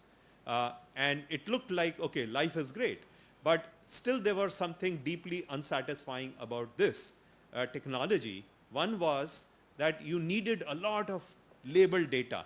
Often you needed millions of labeled data points, like image classification. Millions of images had been annotated by people before you could run those algorithms, before these algorithms really became so effective at that problem. So that was one problem. The other problem was that for every problem, you had to train a new network from scratch. And this is not how we humans learn. When faced with a new problem, we don't throw away, we build upon our years of knowledge, experience, and so on. We don't just throw it away and start from first principles, right, for every new problem. So that got addressed by this next slide, this now new trend of foundation models, which is now, you can think of it as a sub-area within deep learning. Next slide. Which was again enabled by this very interesting work that was now, it's one of the most famous papers, one of the most well-cited papers probably in the research history. Attention is all you need, from Google researchers. They came up with this transformer architecture, which is again providing the underlying kind of a methodology for pretty much all of the state-of-the-art models that you know about, that you hear about. Next slide. So to take a look at how transformer really worked, let's look at arguably the very first foundation model that was built before the term foundation models was even coined. That was the model BERT. And to deal with that problem of having to label all of the data, they use this concept of self-supervised learning. So taking all of this text from Wikipedia and digital textbooks and so on, what these researchers did was they masked out 15% of the words and trained a model to predict those missing words. You already knew what those missing words were, so there was no need to label any of this data. Now, I don't know about you, this reminds me of this fill-in-the-blanks exercise my English teacher used to give me. And later, I even learned Tamil in my school. And my Tamil teacher would also give me the same exercise. Through that exercise, the teacher was testing A, our ability to understand the language, and also B, reason about things from the context, about what things are in the world. So a similar thing happened with BERT. To predict, let's say, that word born, Obama was dash in 1961 in Honolulu, Hawaii. To predict the word born, now this model is looking in both directions and looking at a context window of surrounding words. And through the transformer architecture, it is automatically able to pay attention to the to the important words that influence the choice of this prediction born. That words like Obama, 1961, Hawaii, these are very important words that as you pay attention, you now can predict, yes, the missing word was born. And just like how we, as we kind of, the teacher tested our ability for fill in the blanks, as BERT got good at filling in these blanks, it was not only now predicting those missing words, it was able to do very well on a whole bunch of natural language processing tasks, like sentiment analysis, question answering, summarization, and so on. Next slide. Fast forward to this 2 years ago. Just stay on that slide. This seems like ancient history. Now technology is advancing at such a fast pace. This was the PALM 540 billion parameter model that was built at Google Research. We never kind of launched anything with it. But the researchers did this very interesting experiment. They looked at 58 different tasks and they compared this Palm model with 58 different state-of-the-art models for each of those 58 different tasks. So the best model for each of those 58 different tasks, that model compared with this one model, Palm. And this slide shows the relative performance. So you do see that on a few tasks, which is these orange colored bars, the custom trained model does better than Palm. But for a vast majority of the tasks, Palm is beating those hand-tuned, those custom trained models. So that is what led, in fact, Stanford researchers to coin the term foundation models, that these foundation models are now providing a very, very powerful starting point for solving problems. So today, if you just build all these custom trained algorithms, models, it's likely that they are superseded by these foundation models, which is why generative AI is all the rage. Next slide. The researchers also saw that models like Palm weren't just solving these language processing problems, they were also able to do some simple mathematical reasoning if you gave them examples of problems. Like this particular problem of John takes care of 10 dogs, each dog takes half an hour a day and so on, how much time does he spend taking care of dogs? They found that the model could solve this problem if you gave it similar kind of mathematical reasoning problems, which didn't have to be syntactically very similar. It wasn't like, oh, instead of dogs, use the term, use cats, and only then the model will solve. If you gave those kind of problems, Sean has 5 toys, for Christmas he got 2 toys each from his mom and dad, how many does he have? What they saw was that if it was the model was given a few such examples, but also how to solve those problems. Again, reminds me of the instructions from my math teacher in school, who would say, don't just give me the solution to the problem, show me step by step how you have solved the problem.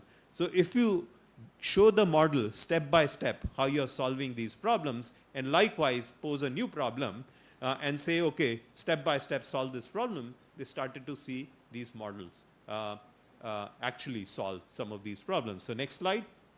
And it wasn't just language and text. Similar kind of techniques started doing well even for image processing. So today, a lot of, let's say, for medical imaging, a lot of AI solutions are based on, again, labeled medical images only, that you kind of get human doctors, again, doctors to label or annotate, right, millions of these images. But what our researchers saw was that if you even start with unlabeled medical images, build models that have good representations, and then you fine-tune those models with relatively few examples of labeled images, you actually get higher quality and more robust algorithms. So next slide, fast forward to today. So there are, again, a number of models launched. OpenAI has launched GPT-4, Anthropic has launched Cloud, Google has launched Gemini. Next slide.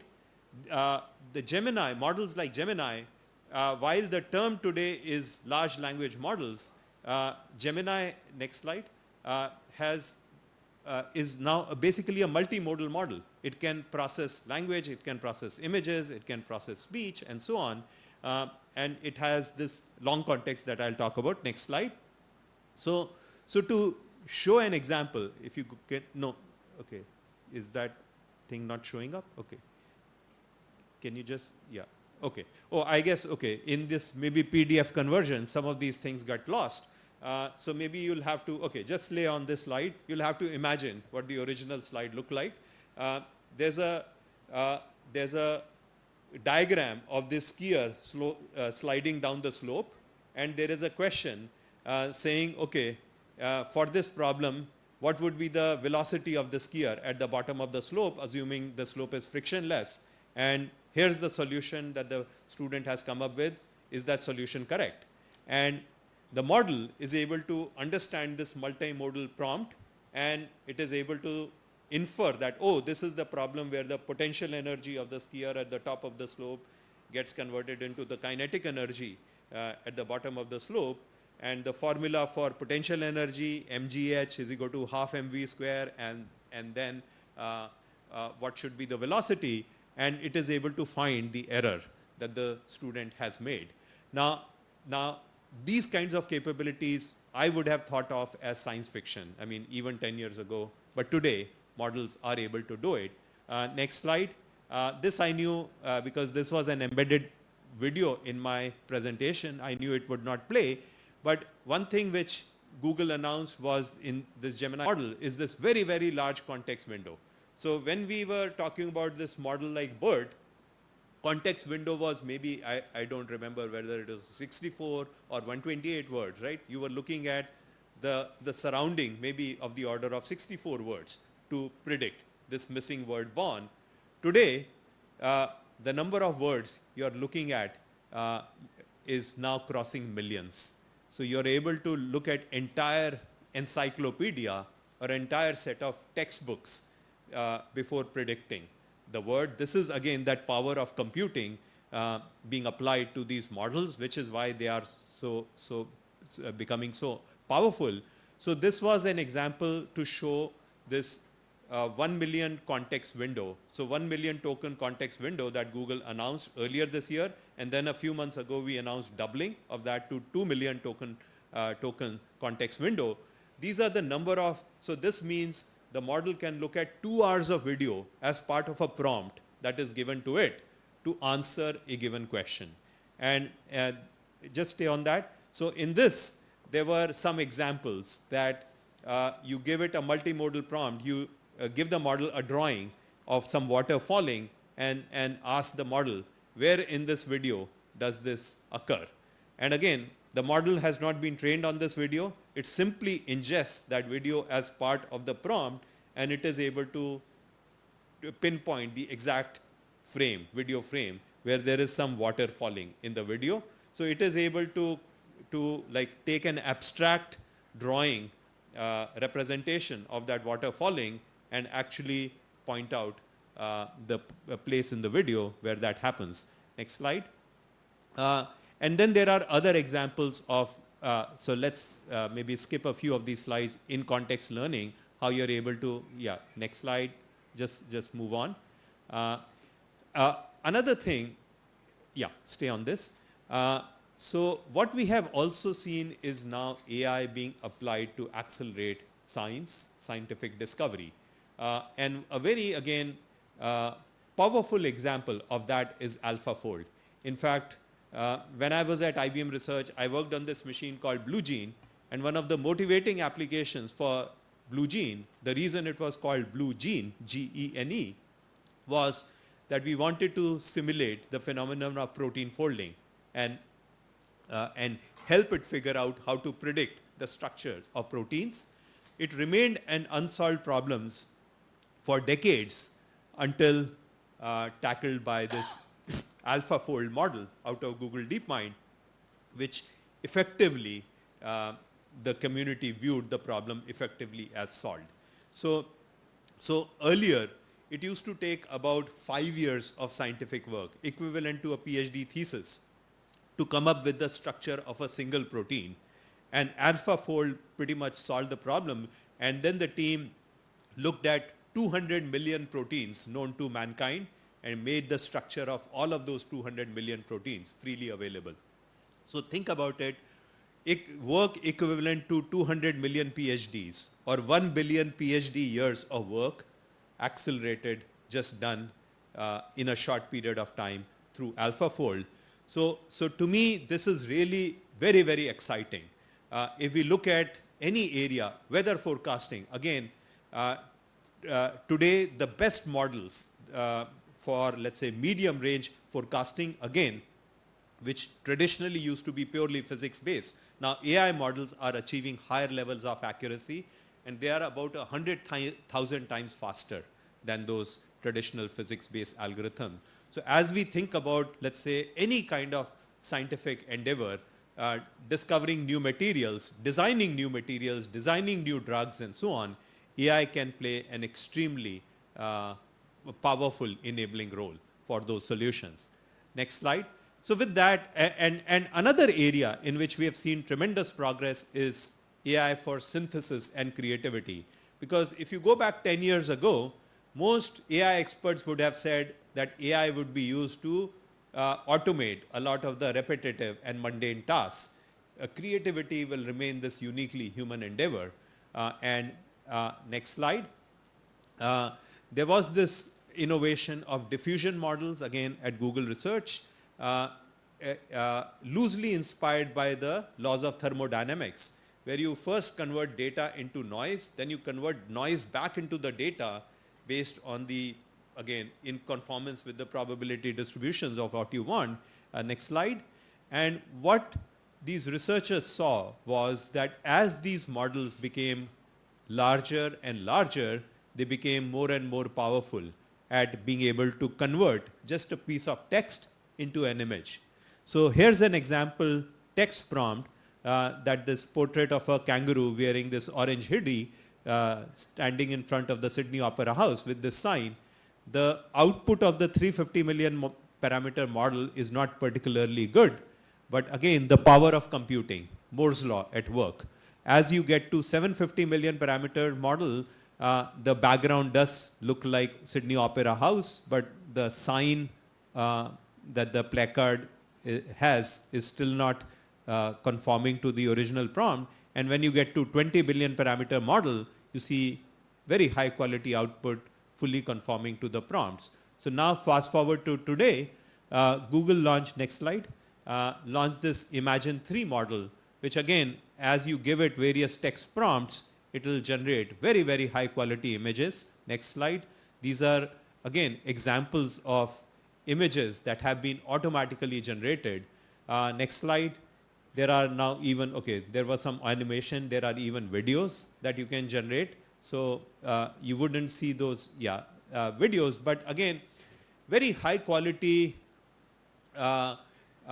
videos that can be now generated automatically. So again, the whole field of creativity, marketing, and so on is likely to be revolutionized by, again, these kinds of AI models, which something that just wasn't expected even 10 years ago.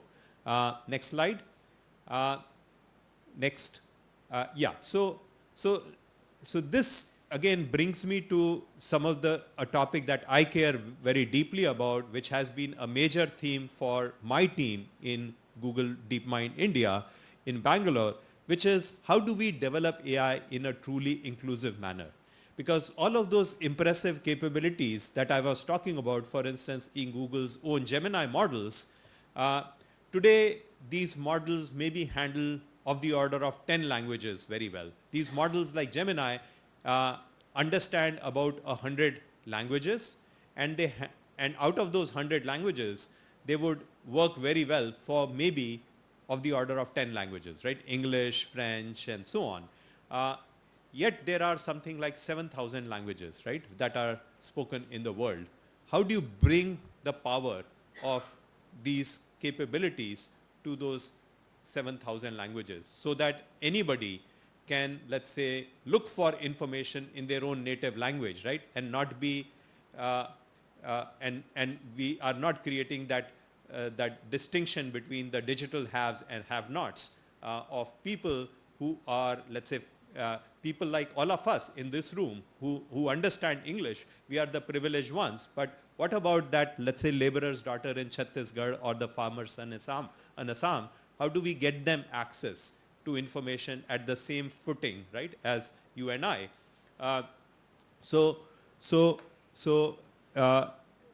Next slide.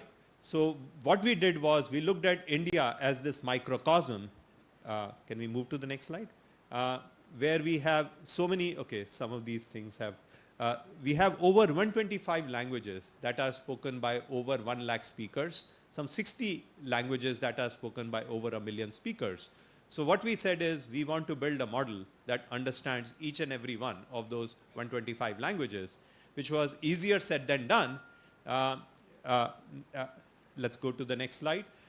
What we saw was very, very significant gaps in even understanding many of these languages. So for many of these languages, especially those that are not amongst the 22 scheduled languages of, in India, there aren't even any known benchmarks. So we created this benchmark suite called Indic Gen Bench, and we saw the performance of on 4 different tasks of this, these models like Palm, GPT-4 and so on, Llama, on English versus Indic languages. Here larger numbers are good, and we found very, very significant gaps. Next slide. So we set about to build this model called Morni, which would understand all of those 125 languages spoken by over 1 lakh speakers in India. But that was easier said than done, because 72 out of those 125 languages were zero corpus languages. There was zero known digital data on those languages. Even a language like Hindi, which is spoken by roughly now 10% of the world's population, the amount of Hindi content on the web is about 0.1% of the total web content. So there is massive underrepresentation, right, that ultimately we should be taking care of. But for now, how do we build AI models, right, that understand all of those languages? And the other challenge that we see in a country like India is the same language is spoken in so many different ways depending on the region. In fact, there's a saying in India, "Kos kos pe badle pani, char kos par vani."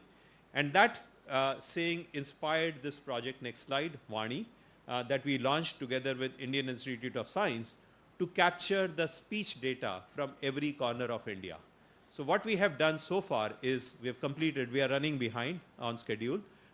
We have completed phase 1, next slide, where we have collected data from 80 districts, over 14,000 hours, and we have made that data freely available to all researchers, practitioners. And this data covers so far 59 languages, and 15 of those languages, this is the first ever digital data that's recorded, that's made available to researchers. Next slide. So the next challenge ahead of us was that as we built this model like Morni, which understood Indian languages very well, how do we marry this with the power of Gemini, which has extremely powerful capabilities but doesn't understand Indian languages very well. So our team invented this methodology called CALM, which was presented at IIIT conference earlier this year, which is a way to automatically compose language models so that you can compose the Indian language capabilities of Morni with the overall world knowledge of Gemini and start to get very, very powerful models. Next slide. And we applied this kind of a methodology. We saw very significant improvements in translation for many, many low resource languages. Next slide. And this was used by now the Google Translate team to power the largest ever expansion of Translate to 110 new languages. So 110 new languages got added in one shot as a result of our team's work. And it covered languages spoken by over 600 million people in the world, and covered 5 new Indic languages. And again, this is in partial fulfillment of the goal that at least I set for ourselves, for our team, that through our work, we want to positively impact at least 1 billion people on the planet. Then another area example of how technology can make a difference, agriculture. It's relatively untouched by technology, and today farmers lead very, very hard lives, right? We keep hearing about farmers committing suicide, and why is that happening? Because when there is a crop failure, the farmers are caught in that debt trap. They are caught in that debt trap because no bank would give them a loan, so they have to take loans from these lenders which would lend at extremely high rates of interest. Crop insurance is not available today at a reasonable price because, again, there's so much fraud that happens and so on. So, so when there is crop failure, there is no way, I mean, for a farmer to purchase, let's say, crop insurance for cotton, they would have to pay something like 30% of the cotton crops output price to purchase that insurance, which is just prohibitive. So they would not purchase that insurance. And now if there is failure, they don't have insurance, they are caught in that debt trap, leads to suicides. Now, you can have technology make a difference. So what we have built is, by analyzing satellite imagery, we have built the first such model that for all of India, it shows you the agricultural landscape. It identifies farms uniquely through usage patterns that you can infer from satellite imagery. You can identify crops which are being grown, and now if you are also able to estimate the yield, you can now enable use cases like this lending to farmer, that now the farmer can simply point to the lat long, to their land records, and the bank can, at the click of a whatever button, infer, kind of see information, historical information about what the farmer has been growing and so on.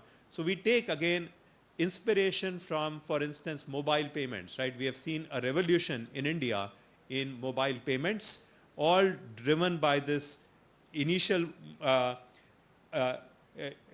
Aadhaar stack innovation that was on this foundation of assigning a unique identifier to each individual, right? Aadhaar ID, and that enabled these more powerful kind of fintech solutions to be built.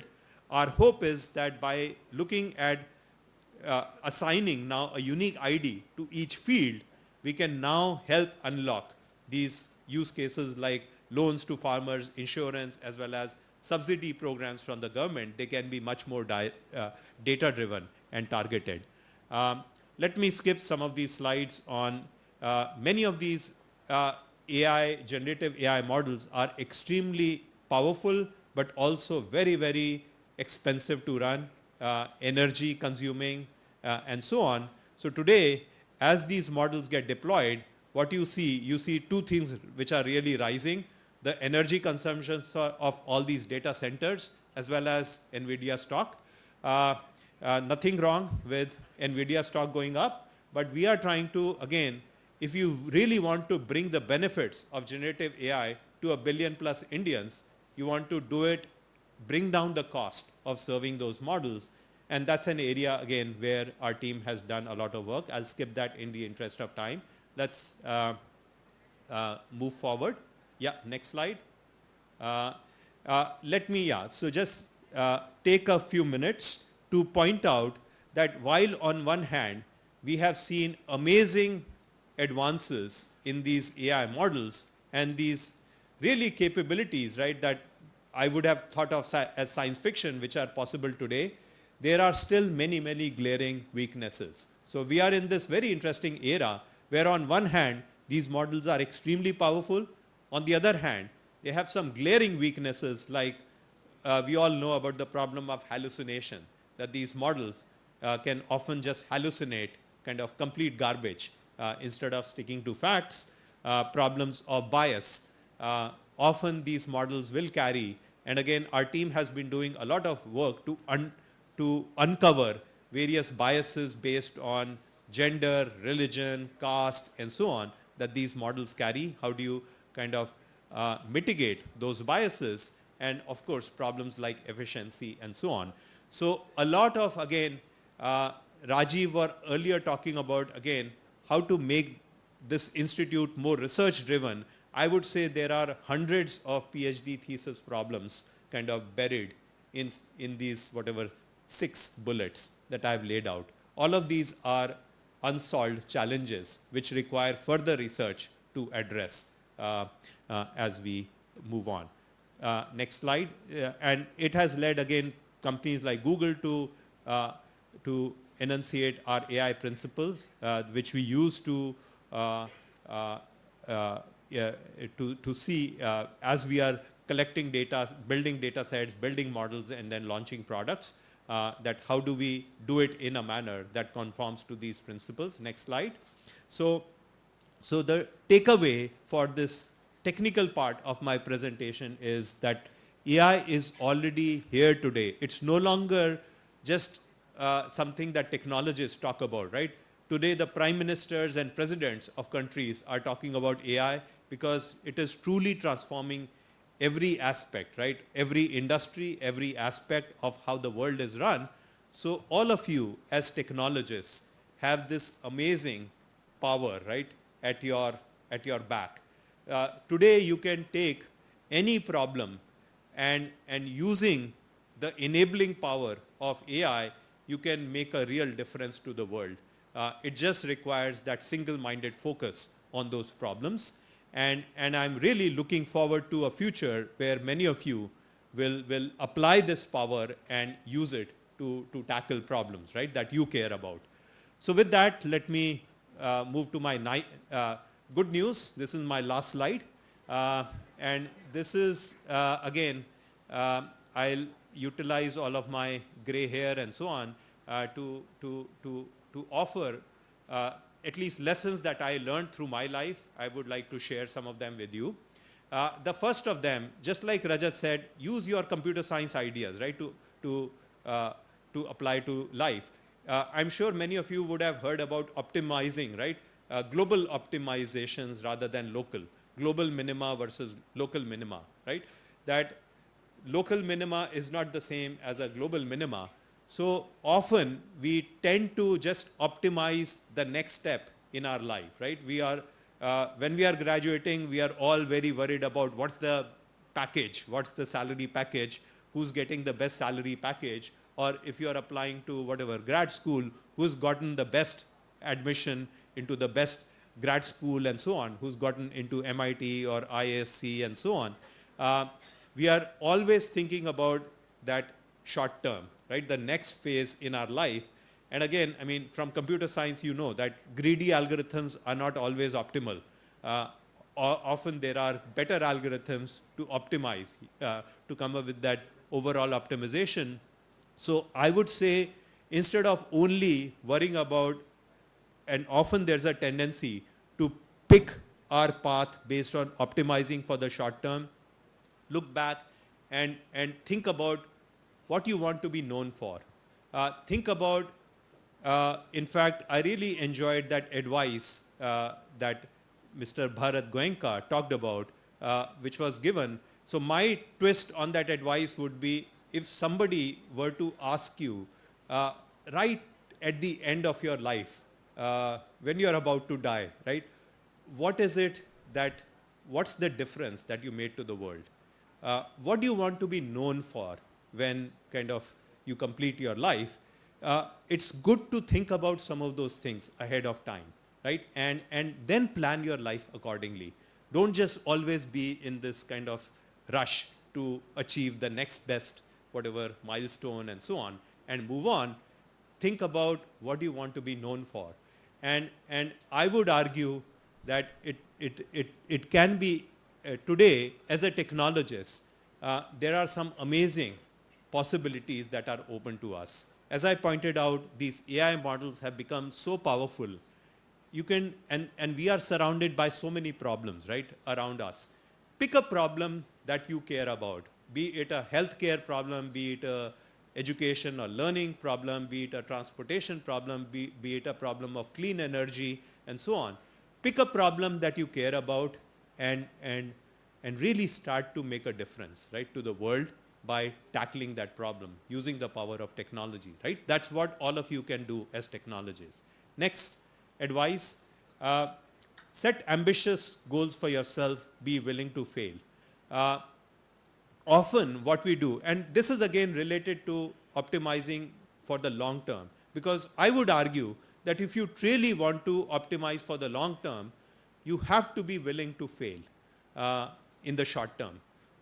Because often we have a tendency to pick problems. So even as researchers, so I work with researchers all the time. I've been a researcher pretty much my entire career. And as I work with researchers, the first advice I give to anybody who joins my team is don't just pick problems that you believe you can solve, because we have a usual tendency to pick problems that we know we can solve in the next 6 months, in the next 12 months, right? The problem that to a researcher would give them the next paper or would give them whatever the next, whatever feature that they are able to product launch, right, that they have been able to impact. So we have a tendency to pick problems that we know we can solve.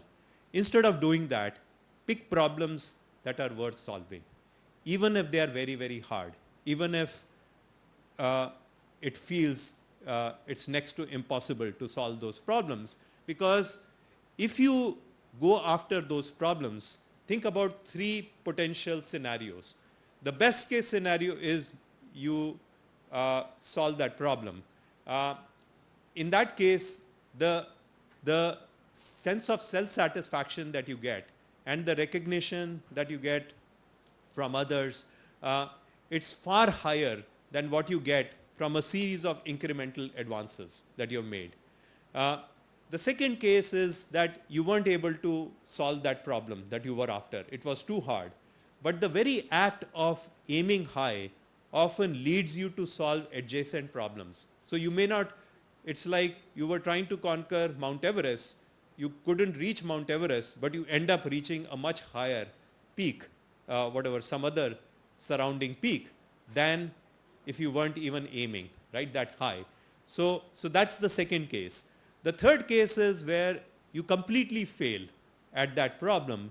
I would argue even that is not a lost cause, because I've done a lot of studies of what is the secret to success. There have been a lot of studies done. There have been a lot of very successful individuals who have talked about what has been the secret to their success.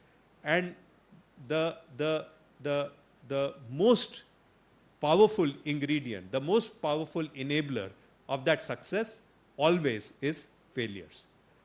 Having those failures, being able to, having the audacity to set goals where you are going to fail and then learning from those failures, that is usually the biggest secret to success. So even if you completely fail, the chances are those failures are setting the stage for much bigger success down the road. So that's something that I would strongly advise. Don't kind of set only modest goals for yourself that you know you can meet. Once in a while, every once in a while, set truly ambitious goals that may look impossible, but will lead to much greater success, much higher sense of self-satisfaction. And final advice is be driven by values. It is, I would say, often we feel that, oh, we can go ahead, right, by cheating, by whatever, taking advantage of people and so on. I would argue that will only give you, again, maybe some advantage in the short term, not in the long term. Because if you, all of these, in my view, are tied together. If you truly want to optimize for the long term, it really helps to be ethical. It helps to be driven by values. It helps to always do the right thing. Because as another, I think both Mr. Goenka and Rajat talked about, today you cannot achieve anything by yourself. Almost any major accomplishment is a team effort. So if you are known as a person who will do the right thing, who will always support others, I can guarantee you more and more people will come and want to work with you. They will want to join your team. And that is going to lead you to much greater success than anything that you could accomplish all by yourself. So in my view, if you are driven by those values, it will not only make you far more successful when in this world everything requires a team effort. Again, when somebody asks you that question, right? Are you smiling, right? Are you happy with what you accomplish, right, at the end of your life? The answer is more likely to be yes, right, if you are driven by your values than if you weren't. So with that, let me stop and really again congratulate all of you, the graduating students, and wishing you the very best. And I hope, again, you'll take some of these lessons and achieve some amazing things that will make, again, IIIT Surat really proud to be, again, the institute, right, that you graduated from. And with that, let me stop and thank you again for this.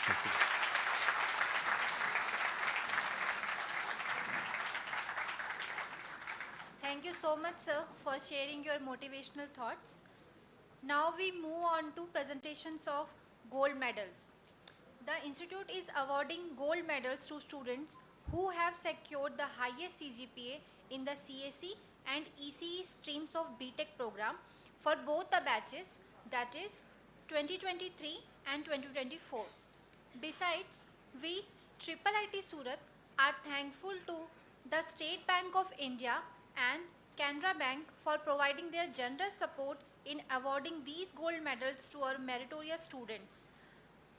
I request our Honorable Chief Guest, Dr. Manish Gupta, our Guest of Honor, Professor Rajat Moona, and Honorable Director of IIIT Surat, Professor Rajiv Shaure, to come forward and present the gold medals and certificates to our meritorious students.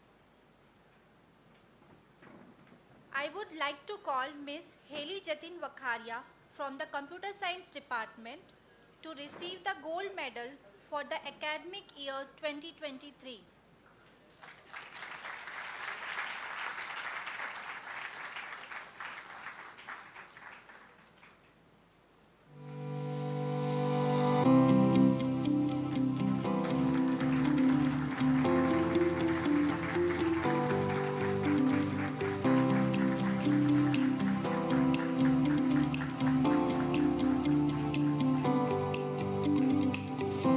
I would like to call Mr. Harsh Tripathi from Electronics and Communication Department to receive the gold medal for the academic year 2023. Due to his prior commitments, he didn't join us today. So I would like to call Mr. Roop Kumar Lala from the Computer Science Department to receive the gold medal for the academic year 2024.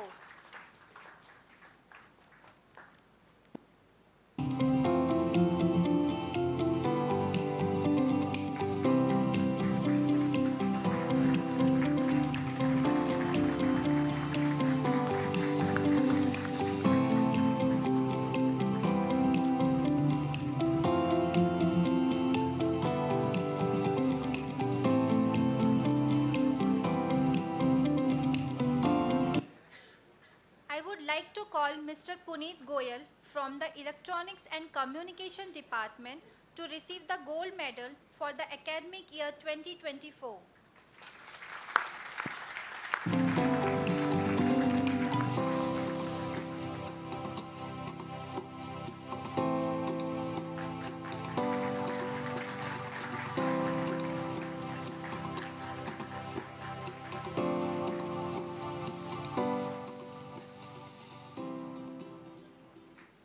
Thank you very much, sir. Thank you, sir.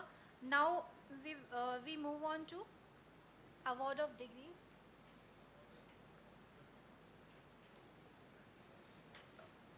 Hello everyone. So the most awaited moment, yes, it is the time to we acknowledge the talent, perseverance and diligent of efforts of our graduates. Today, we celebrate the fruits of your hard work and discipline.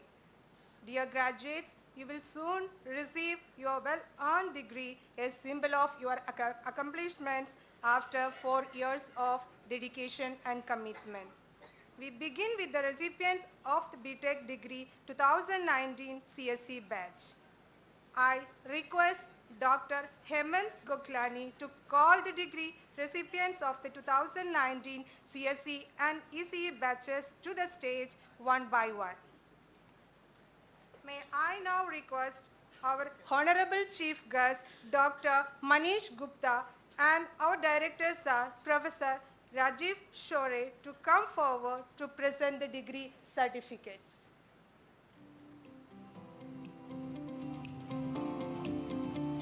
Thank you, ma'am.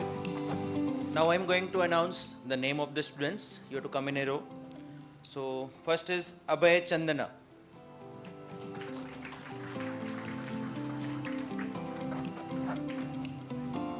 Aditya Paul.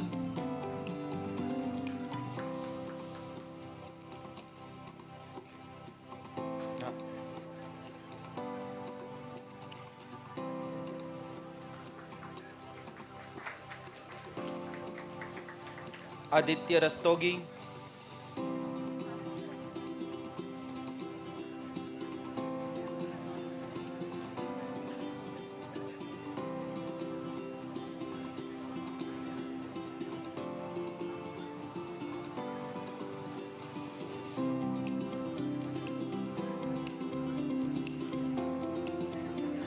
Amit Kumar,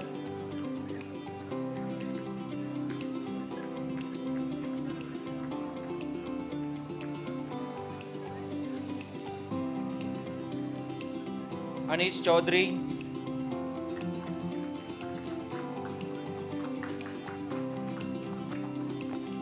Aryan Jamin Kumar Bhatt,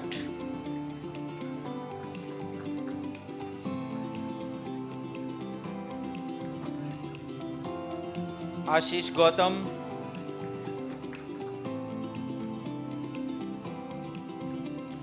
Ashutosh Rakesh Thakur,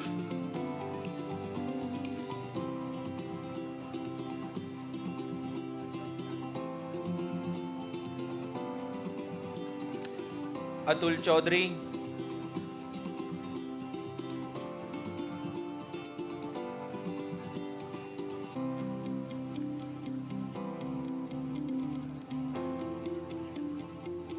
Avnish Gupta,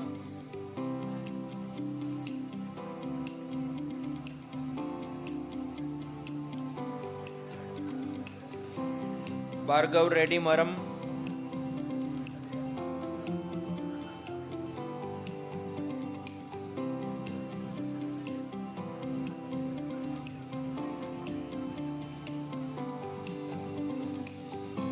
Devender Banot,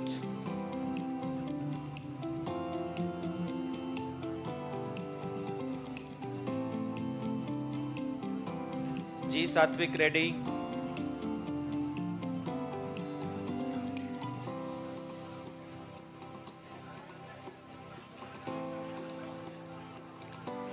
Goswami Piyush Dinesh Giri,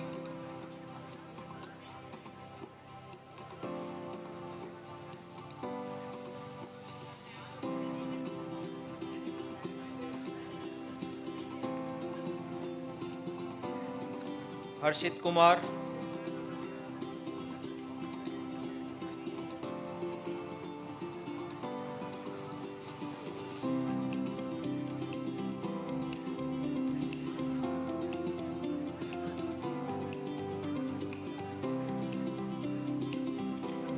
Hemant Singh,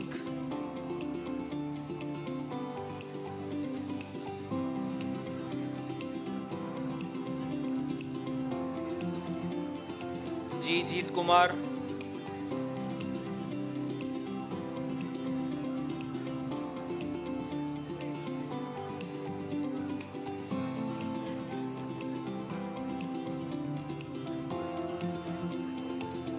Janish Kumar, Bharat Kumar Padodra,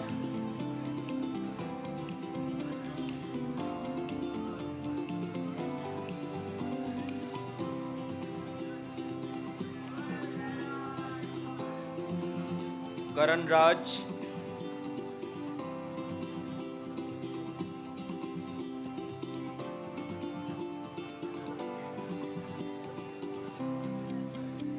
Nomanuddin Kazi,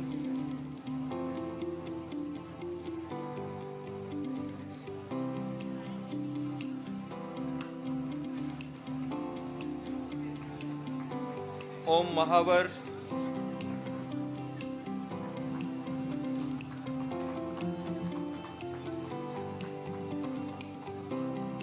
Om Mahavar, Prakhar Soni,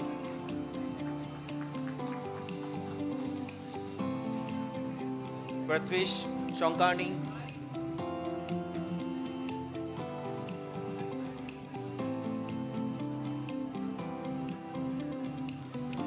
Priyanshu Shukla,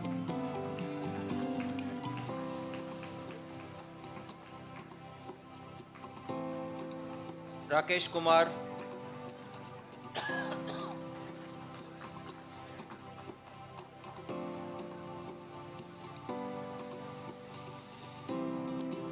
Ritik Kuril,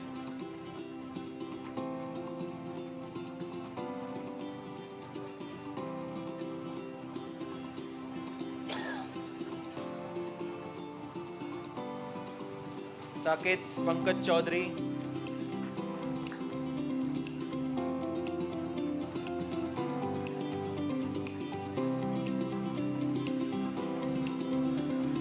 Saksham Gupta,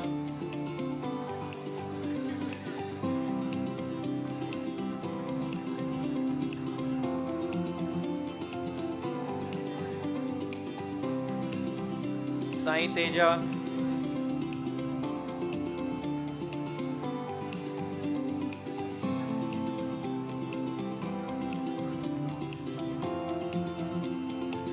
Srushti Vasania,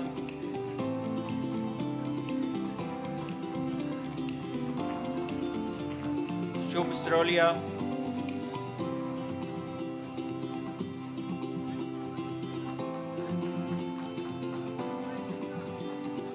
Shubham Mandan,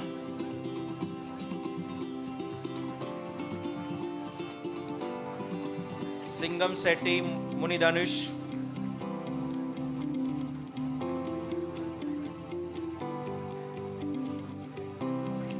Soham Ashok Buddhivant,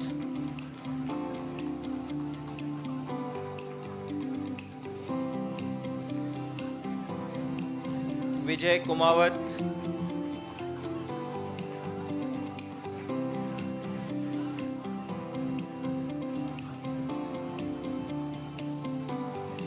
Vritik Rabaria,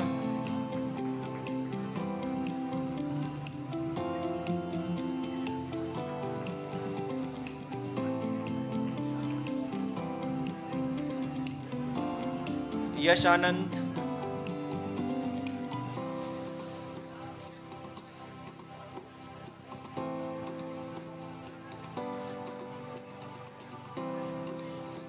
Yerubanti Sai Prasad,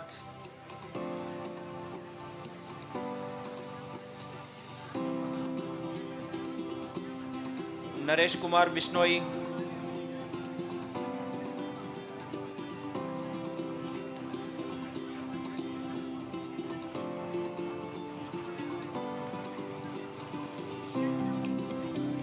Thank you so much, Dr. Manish Gupta and Dr. Rajat Moona. May I now request our BOG member, Dr. Rajul K. Gajja, to come forward and present the degree certificates along with the directors, sir.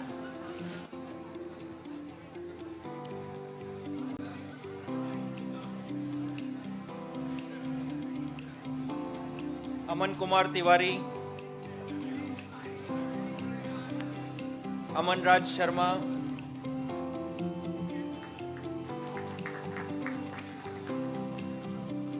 Aryan Gupta, Ayush Bhaskar,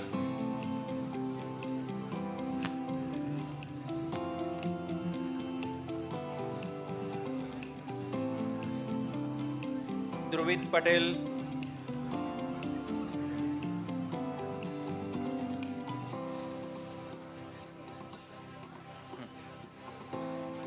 Drishti Jain,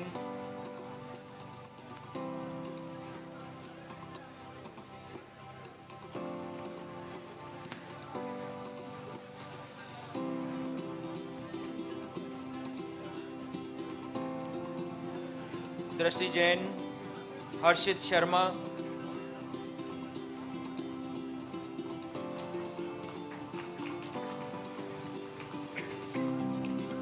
Hemasri Konda, Himanshu Kanda,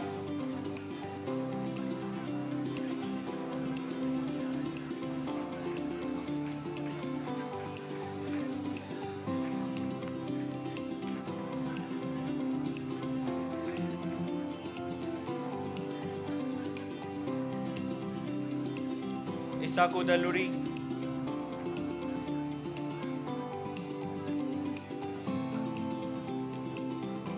Charpala Vamshi,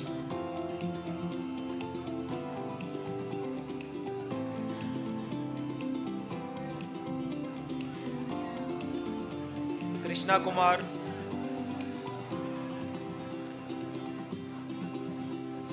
Manish Ram Kumar,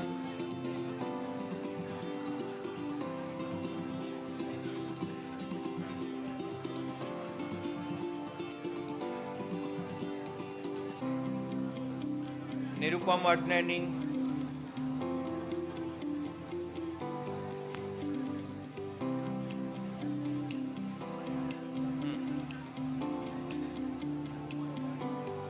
Nishant Singh,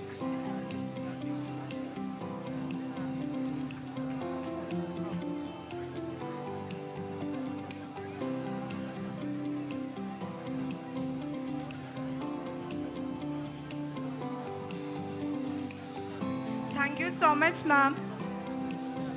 May I now request our another BOG member, Professor C.D. Modhera, to come forward and present the degree certificates along with the director, sir.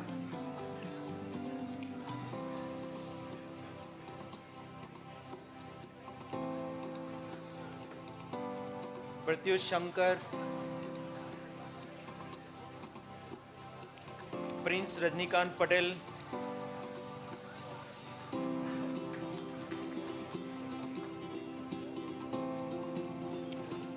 Raghav Maskara,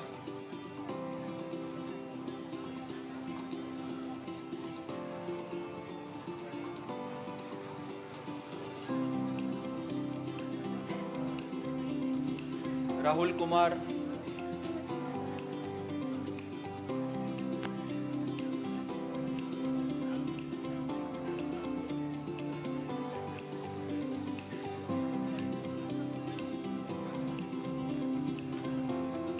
Rahul Malhotra,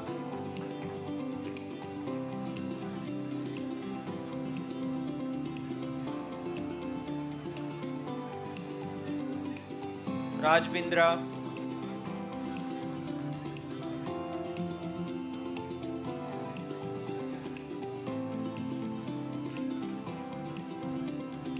Rakesh Kumar,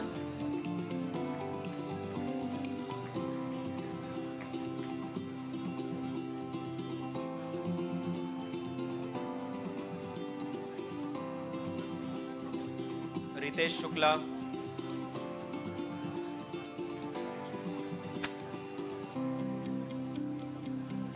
Rohan Kumar,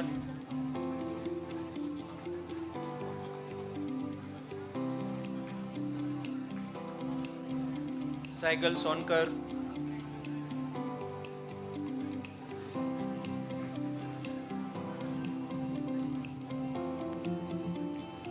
Samrat Rohit,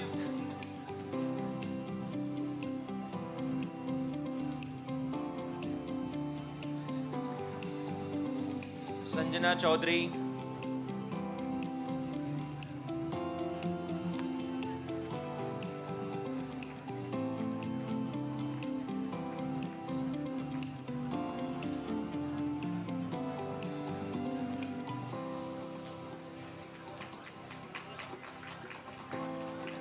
Sanskar Jaiswal,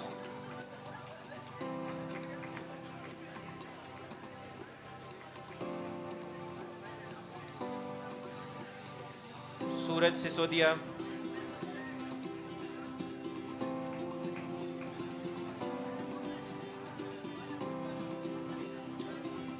Ujjwal Kumar,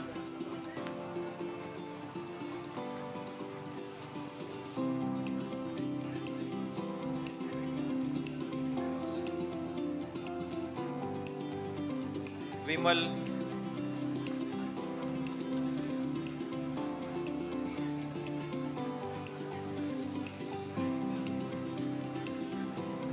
Yash Shah,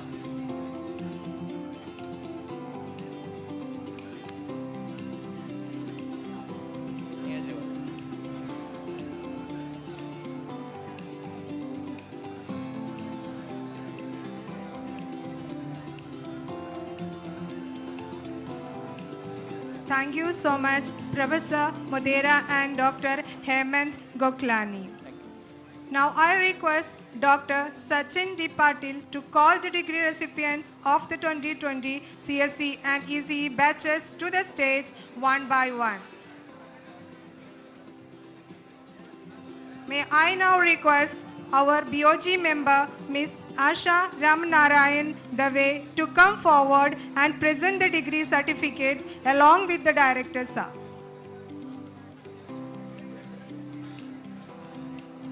Alok Kumar, Anshika Agarwal, अतिशय जैन,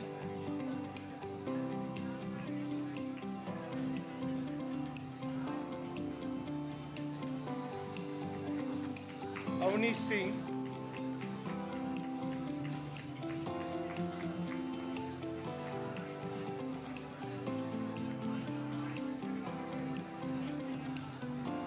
अवनीश सिंह, बुद्धदेव जयशील,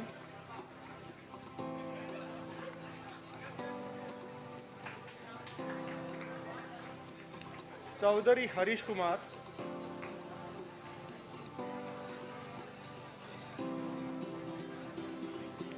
ध्वनि शाह,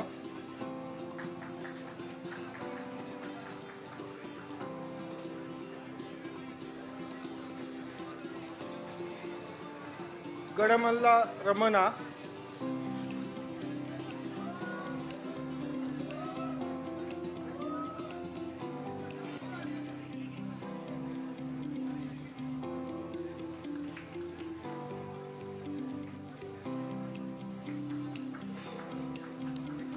कामी हर्ष,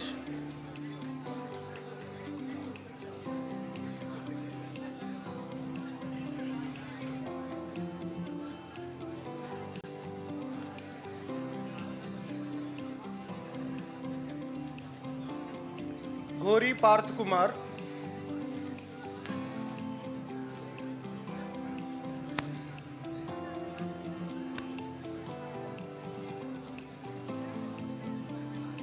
हर प्रताप सिंह नाकुम,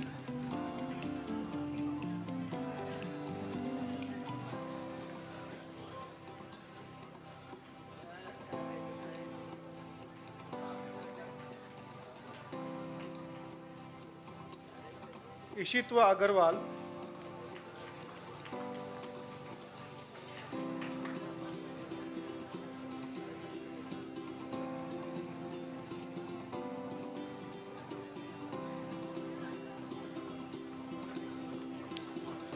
जैनिल कारिया,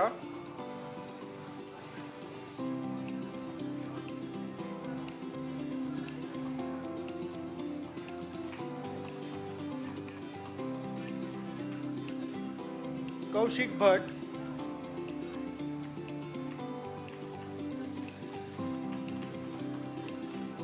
लिंबचिया विराज,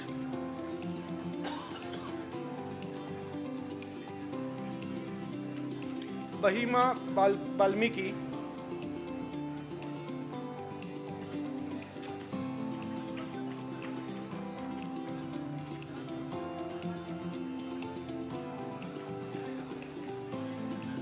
Thank you so much, Ms. Asha Dave ma'am.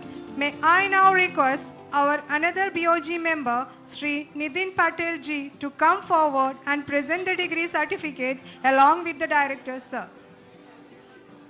Makwana Jaivin Kumar,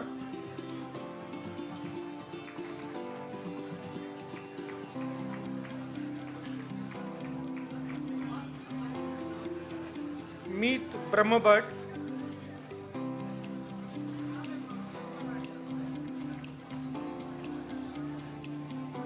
Mohit Agarwal,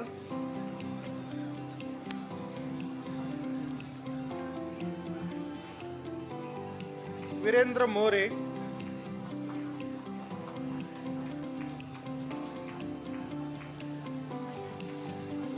Paladia श्रीवल,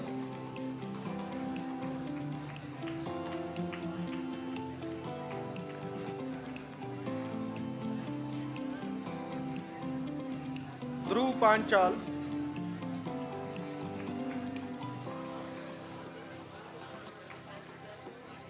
Harsh रडादिया,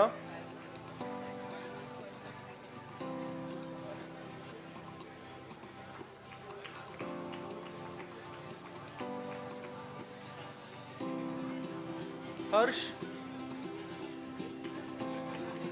Joseph रक्षित,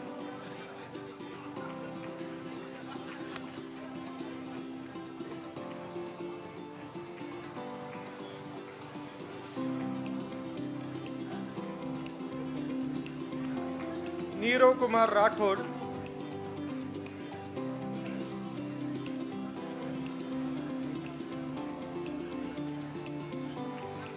साकेत विजय,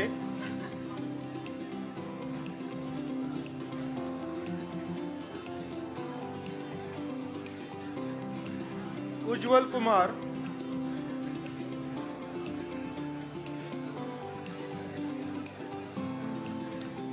वेदांत शिंदे,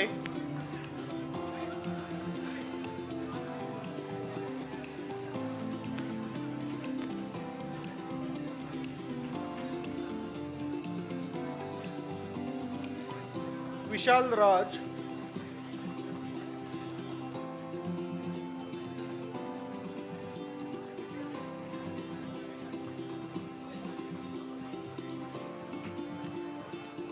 जायद Bimla,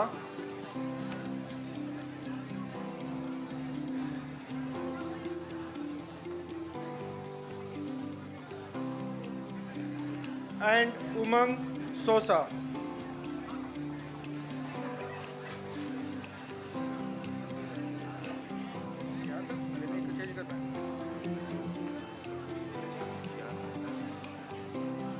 From EC, Akash Verma,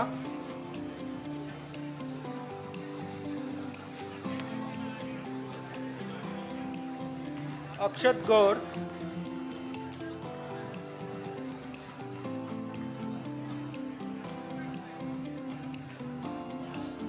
Aman Verma,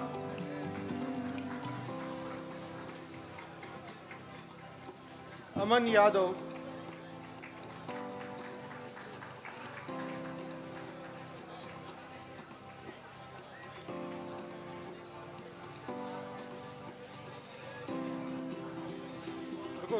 Thank you so much, Sri Nitin Patel ji.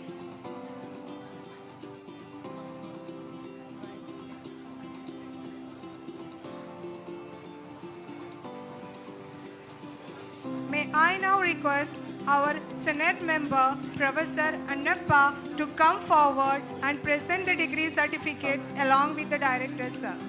Ayush Kumar,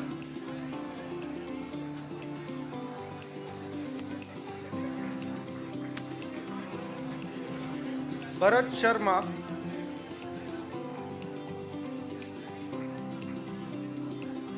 Diksha,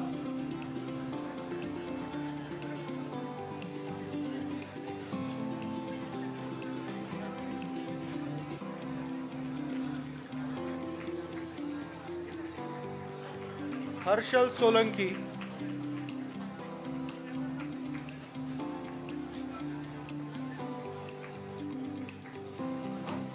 Harshiv Thakkar,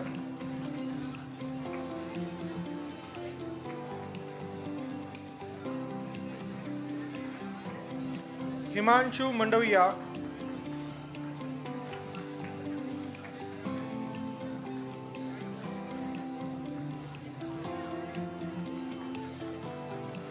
Omkar Joshi,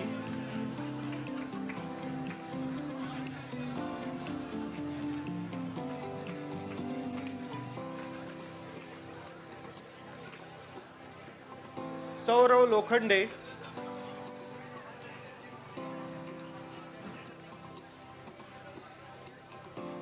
Manish Goyal,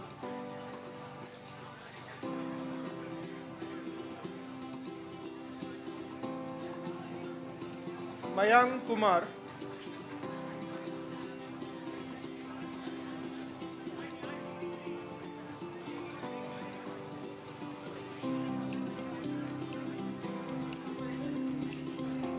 Nitish Patel,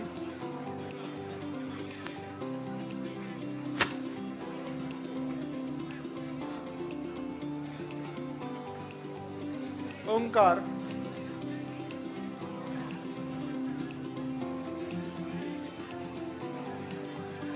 Jim Kumar Patel,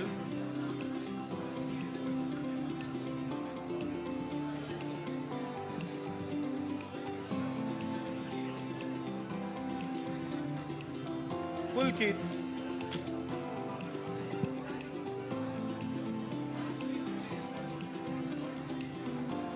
Raghav Lad,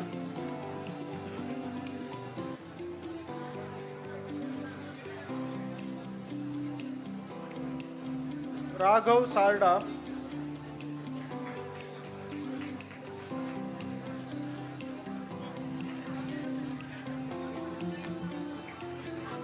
Suresh Kumar Rathwa,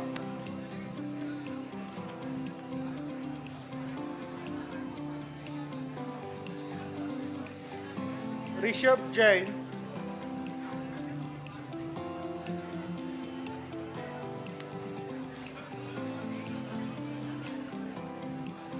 Shivam Patel,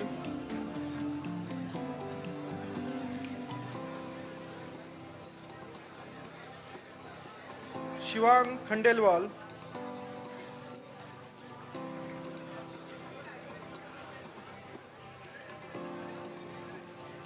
Sudhanshu Shekhar,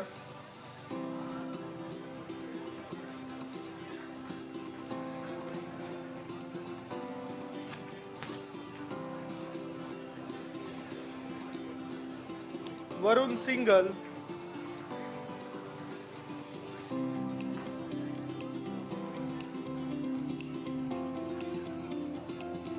Vivek Mittal,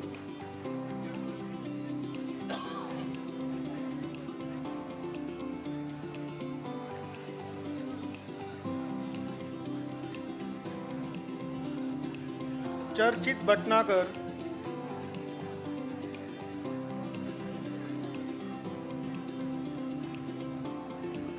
and Nihal Jaiswal.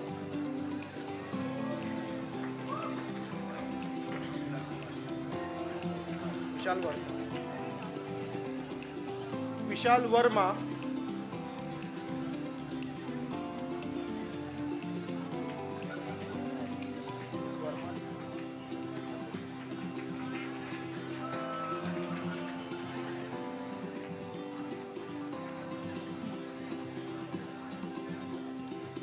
Thank you so much, Professor Annappa and Dr. Sachin D. Patil.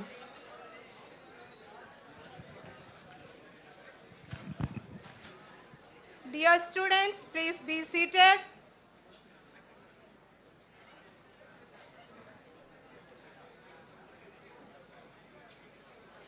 We are proud of our graduates and congratulate them on the remarkable accomplishments. We also extend our heartfelt appreciation to the families, friends, teachers, mentors, and well-wishers who have provided invaluable support and guidance, helping them achieve this milestone.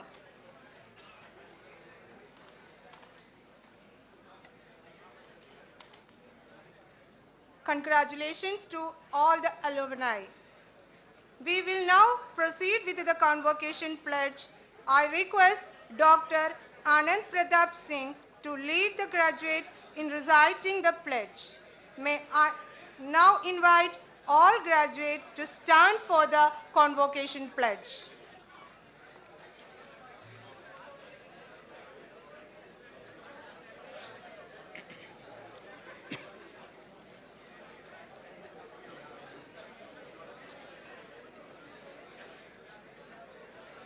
I, a graduate of the Indian Institute of Information Technology, Surat, hereby pledge that I shall always endeavor to be scrupulously honest in the discharge of my duties. I shall utilize my knowledge, experience, and skills to the best of my ability for the service of the society and of the country and for the glory of the institute. In all circumstances, I shall uphold the dignity of the individual and the integrity of my profession.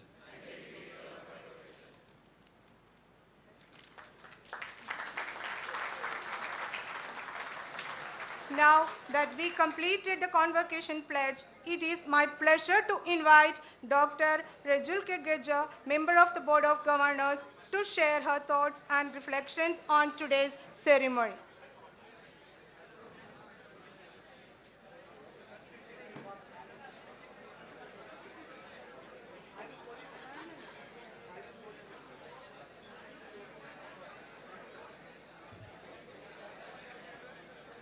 So it's been a great day.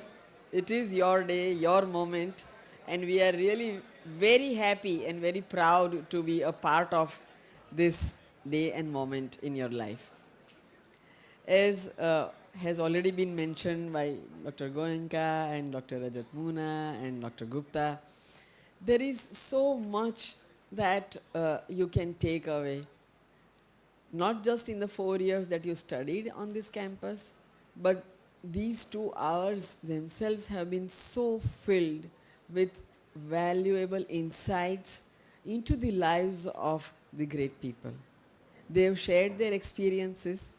I know that maybe a lot of it might have been just filtered through because you are just waiting for your degrees, your excitement to carry out your professional lives. But take a moment today, stop for a while, go back to everything that was said on the stage, revisit every moment that you had, the moment of joy, the moment of sorrow, the moment of hurt, the moment of pride. Revisit all of those memories today, in the evening, right now, if it is possible. Share with your friends before you go apart what worked, what did not work, because these are the most valuable treasures that will stay with you. Everything that you have gone through will internalize only if you reflect on them. So don't stop reflecting. There is always that gray line, especially with AI.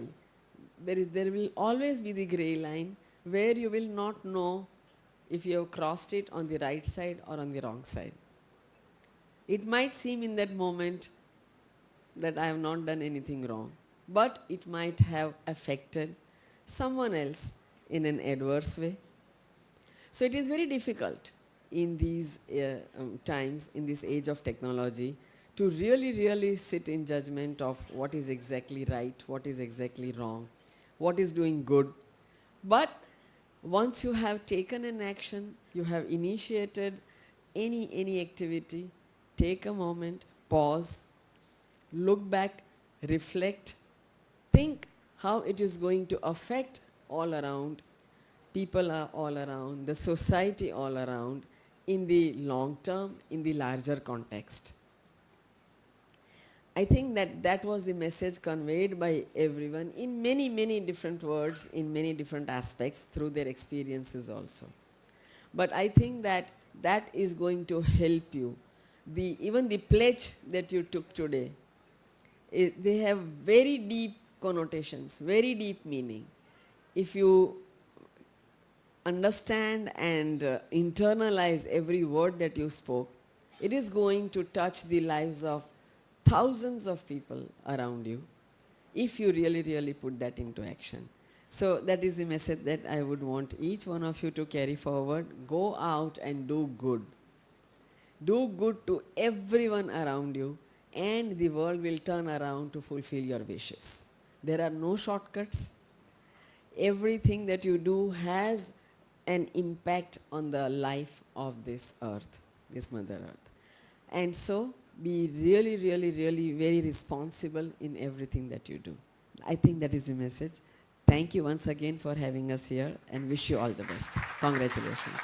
Thank you, ma'am, for insightful reflections. I request our director, sir, along with ma'am, to declare the convocation closed. May I now request the member of the board, distinguished member of the board, and the Vice Chancellor of Gujarat Technological University, Dr. Rajul K. Gajar, to declare the convocation formally closed. So on behalf of the chairman and the board of governors and all the dignitaries here, I declare the convocation closed today. Congratulations. Thank you, ma'am. May I now invite our director, Professor Rajiv Shore, to deliver the word of thanks, expressing gratitude to everyone who has contributed to making this event a success.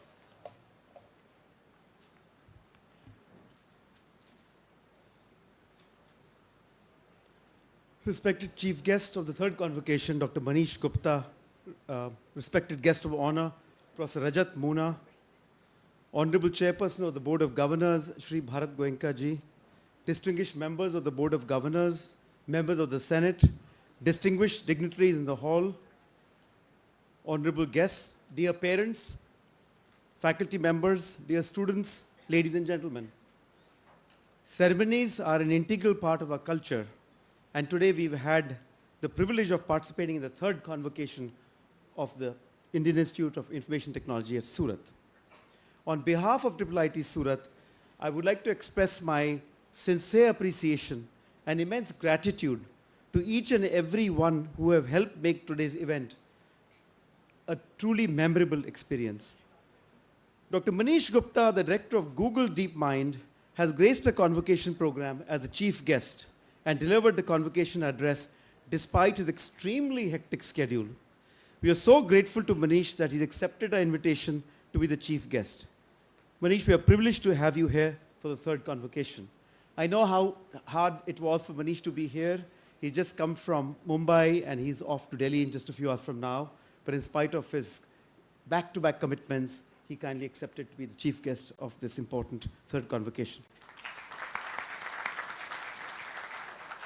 Your presence and address at the convocation, Manish, is going to likely inspire and motivate our students to work on open research challenges and to pursue exciting and challenging careers. Listening to you will most certainly boost the students' confidence, encourage them to aim high, and guide them in making informed career choices. Thank you again, Dr. Manish Gupta, for having graced the occasion. I'm sure our graduating students will remember this day for several decades to come. I have the privilege of expressing a gratitude to the guest of honor, Professor Rajat Moona, Director of IIT Gandhinagar, for honoring us with his presence today. Your inspiring address has left a lasting impression on one and all, and your words will continue to guide our students as they embark on their careers in a world where technology is shaping the lives of each and every one of us. Thank you, Professor Moona, for generously sharing your time and insights.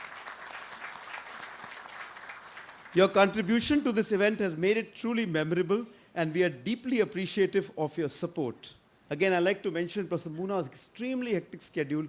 He's just come back late last night from New Delhi with back-to-back meetings and commitments, and in spite of that, he accepted to be here for the convocation. So thanks again, Professor Rajat Moona. I extend my deepest gratitude to the Honorable Chairperson of the Board of Governors of IIIT Surat, Padma Shri Shri Bharat Goenka ji, the co-founder and the managing director of Tally Solutions, for joining us virtually and sharing invaluable insights. Bharat Goenka ji has been a doyen of the Indian IT industry in India, and we at IIIT Surat are privileged to have him as the chairperson of the Board of Governors. We sincerely appreciate the effort and time that Bharat Goenka ji took to have taken to join the convocation ceremony. Thank you once again for your unwavering support and for being a beacon of inspiration to all of us. I would like to extend our heartfelt gratitude to our board member, Dr. Rajul K. Gajar, Vice Chancellor, Gujarat Technological University, for gracing us with her presence at this convocation ceremony. Your insightful words and visionary leadership have inspired our graduates and all of us at IIIT Surat. The knowledge and perspective you've shared have provided invaluable guidance and motivation as the students embark on the next chapter in their lives. Thank you for your time, your wisdom, and your unwavering commitment to the success of IIIT Surat. Your presence today is greatly appreciated by all of us, and I know that you've had to cancel many of your meetings in Ahmedabad to come over here, for which we are extremely grateful to you, ma'am. I extend my heartfelt thanks to the members of the Board of Governors of IIIT Surat who could spare time and be with us today in spite of their very hectic schedule.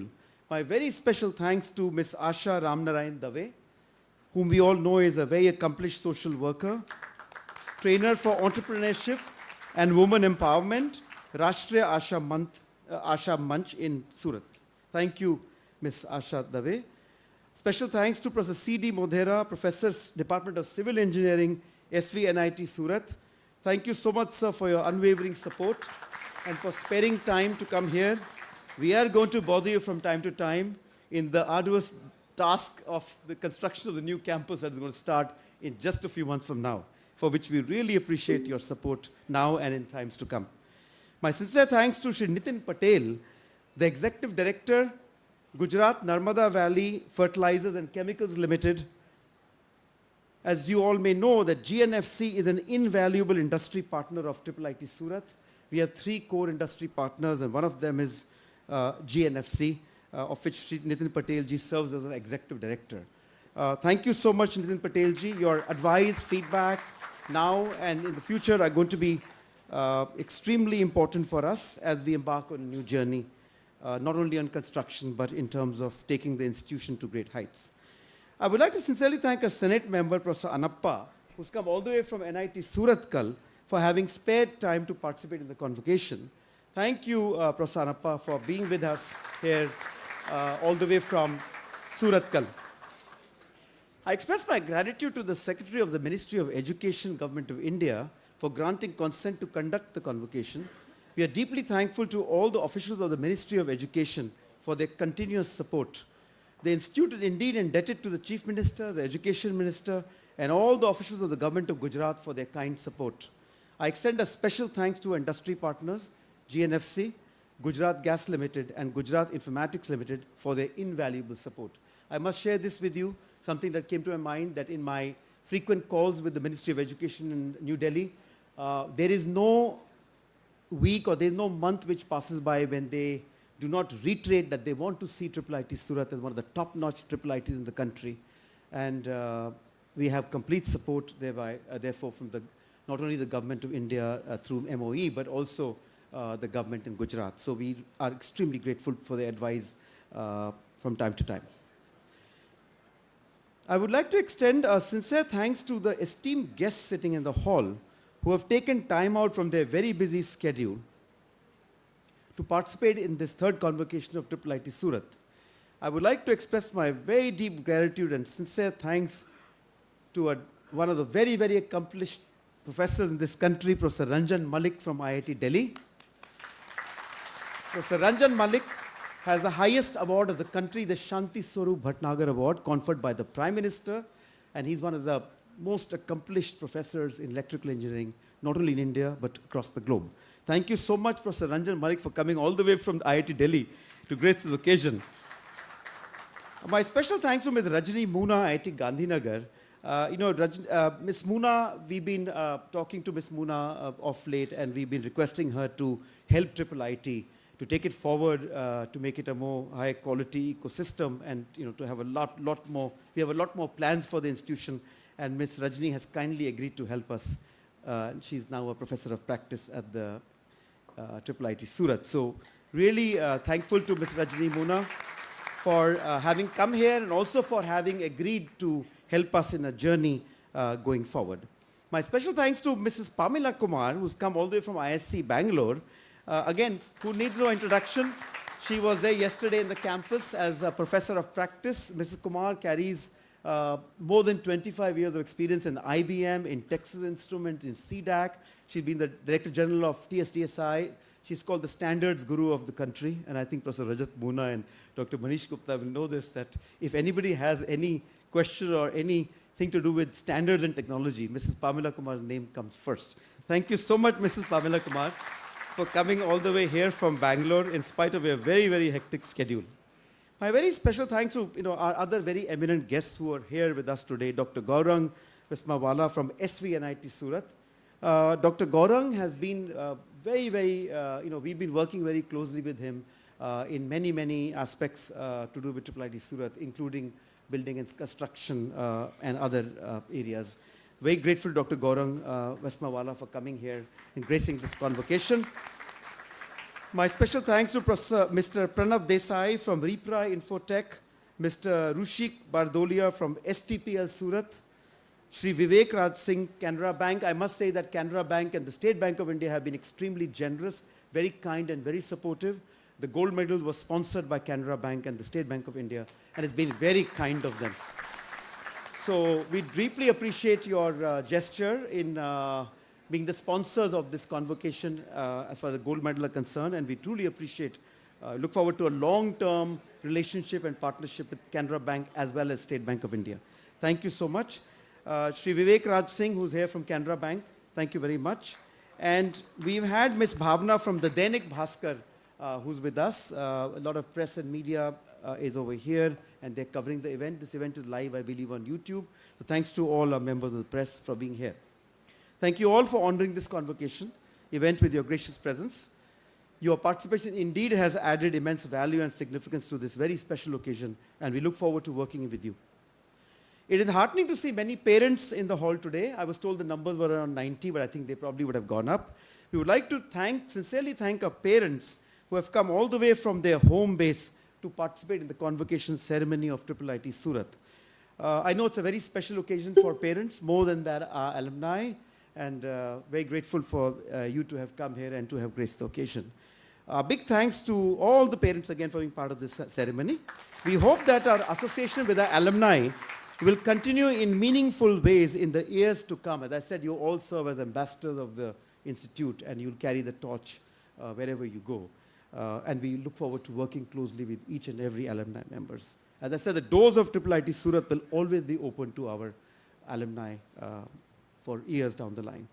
Thank you so much. I express my gratitude to the officials of the Surat Municipal Corporation for generously providing this hall for a convocation program. This hall was also used last year, and I think it's been very, very convenient for us to come over here. Now, I'd like to take the opportunity to thank all my IIIT Surat colleagues. You know, I think any success of any event at this scale requires tremendous planning, effort, toil, and sweat. Running around morning to night. I really don't know whom to name, but every faculty member, every staff member, to begin with my deputy registrars, Mr. Bhandarkar, and Mr. Savani, you know, I think they are the ones who I back. I depend on them 24/7. So whenever there is any query, you know, I will either go to their office or they will come to my office, or we will just walk and, you know, as they say, chai pe charcha or walk pe charcha. So I think our deputy registrars are really the backbone of the institution, and I'm sure that will continue for a long, long time to come. There's, you know, help in this organizing this convocation has been absolutely stupendous. Thank you so much, Mr. Bhandarkar and Mr. Savani. All our faculty members, we have 3 coordinators who very ably, you know, planned the convocation. But, you know, I just can't name. We have 20, 25 faculty members. We had Master of Ceremonies, our, you know, faculty members over here. I think like to thank each and every one of them for ensuring a very successful convocation ceremony. Special thanks to our staff members who really worked very hard. I don't even know how many I can name, but whether it's Nile or it's Ketan or whether it's Mihir or whether it's Shakil, and the list goes on and on. Really appreciative of all their efforts, and they worked tirelessly last 10 days running around and ensuring that this is a very successful ceremony, which I hope it is. And of course, last but not the least, thanks to our student volunteers. Many of them I know well by now, more than 2 months in the campus. I think they're really the backbone of this campus. All the students are really our treasure chest. And I was telling our students when I addressed them that each and every one of you are potential leaders tomorrow. And each and every one of you have talent, whether it's co-curricular or academic. And hone your talent and just make us proud, feel proud of where you are and what you will do. So special thanks to our student volunteers who've done a splendid job in the last 1 month. It has been a teamwork from day one. And I think Professor Manish Gupta and Professor Rajat Poona, Dr. Manish Gupta and Dr. Professor Rajat Poona both mentioned, you know, the power of teamwork. Today, you may be the finest researcher in the world, but I don't think much you can shake without a strong collaborative teamwork. And I strongly believe in teamwork, not just with our colleagues in the institution, but with all like-minded people in and outside India, whether it's academia, industry, government, startup, NGOs. I think all have a very critical role to play today, as even the Honorable Chairman mentioned. So again, I'd like to thank my IIIT Surat colleagues and students from the innermost depths of my heart. Thank you so much. A heartfelt thank you to everyone who have contributed, both in big and small ways, to the success and the smooth conduct of this function. Your efforts are deeply appreciated. I hope that the third convocation will spawn new partnerships and friendships and will be remembered by one and all for years to come.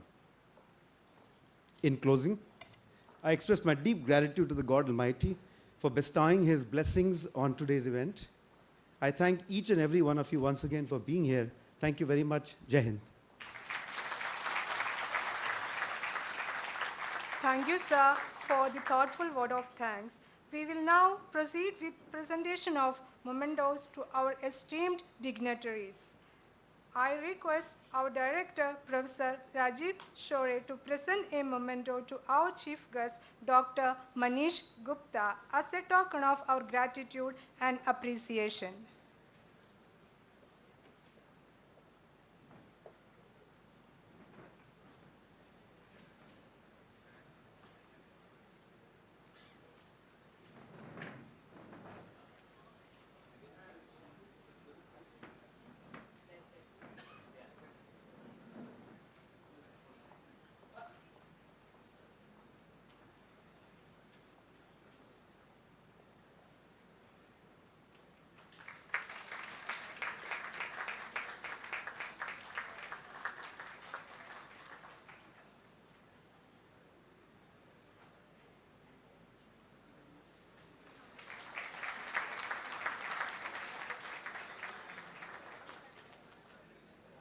I request our directors to present the memento to our chief guest of honor, Professor Rajat Muna, with our heartfelt gratitude and appreciation.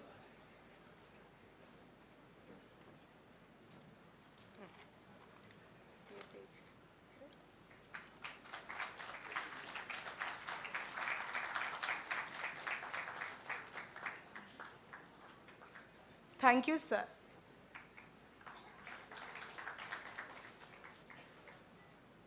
I request Dr.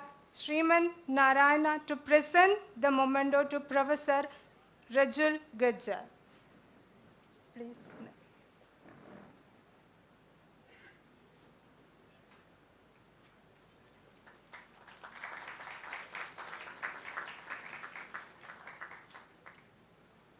Thank you, sir. Now I request Dr. Ritesh Kumar to present a memento to Professor C.D. Modera.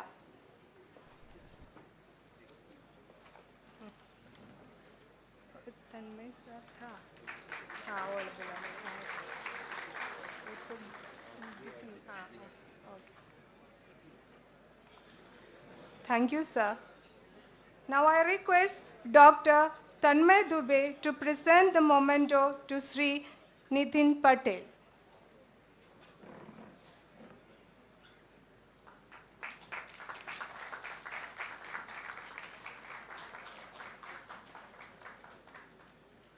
Thank you, sir. Now I request Dr. Anand Pratap Singh to present a memento to Ms. Asha Narayan Dhave. Sir.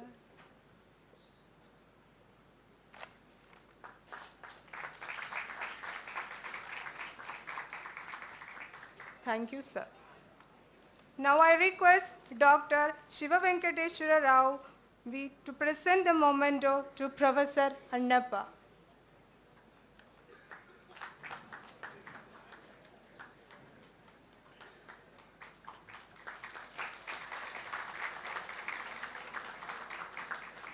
Thank you, sir. Now I request Deputy Registrar Sri G. Bhandatkar, IIIT Surat, to facilitate our sponsors SBI, Canara Bank and Repra Infotech to present a memento.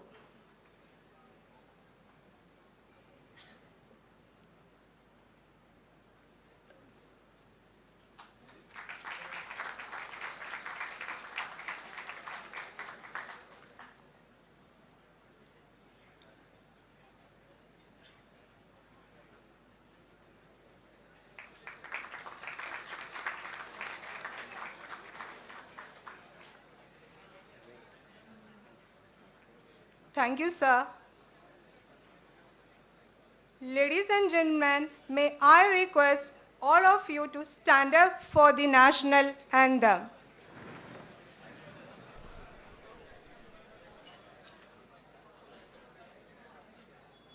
जनगण मन अधिनायक जय हे भारत भाग्य विधाता पंजाब सिंध गुजरात मराठा द्राविड उत्कल बंगा विंध्य हिमाचल यमुना गंगा उच्चल जलधि तरंगा तव शुभ नामे जागे तव शुभ आशीष मागे गाहे तव जय गाथा जन गण मंगलदायक जय हे भारत भाग्य विधाता जय हे जय हे जय हे जय जय जय जय हे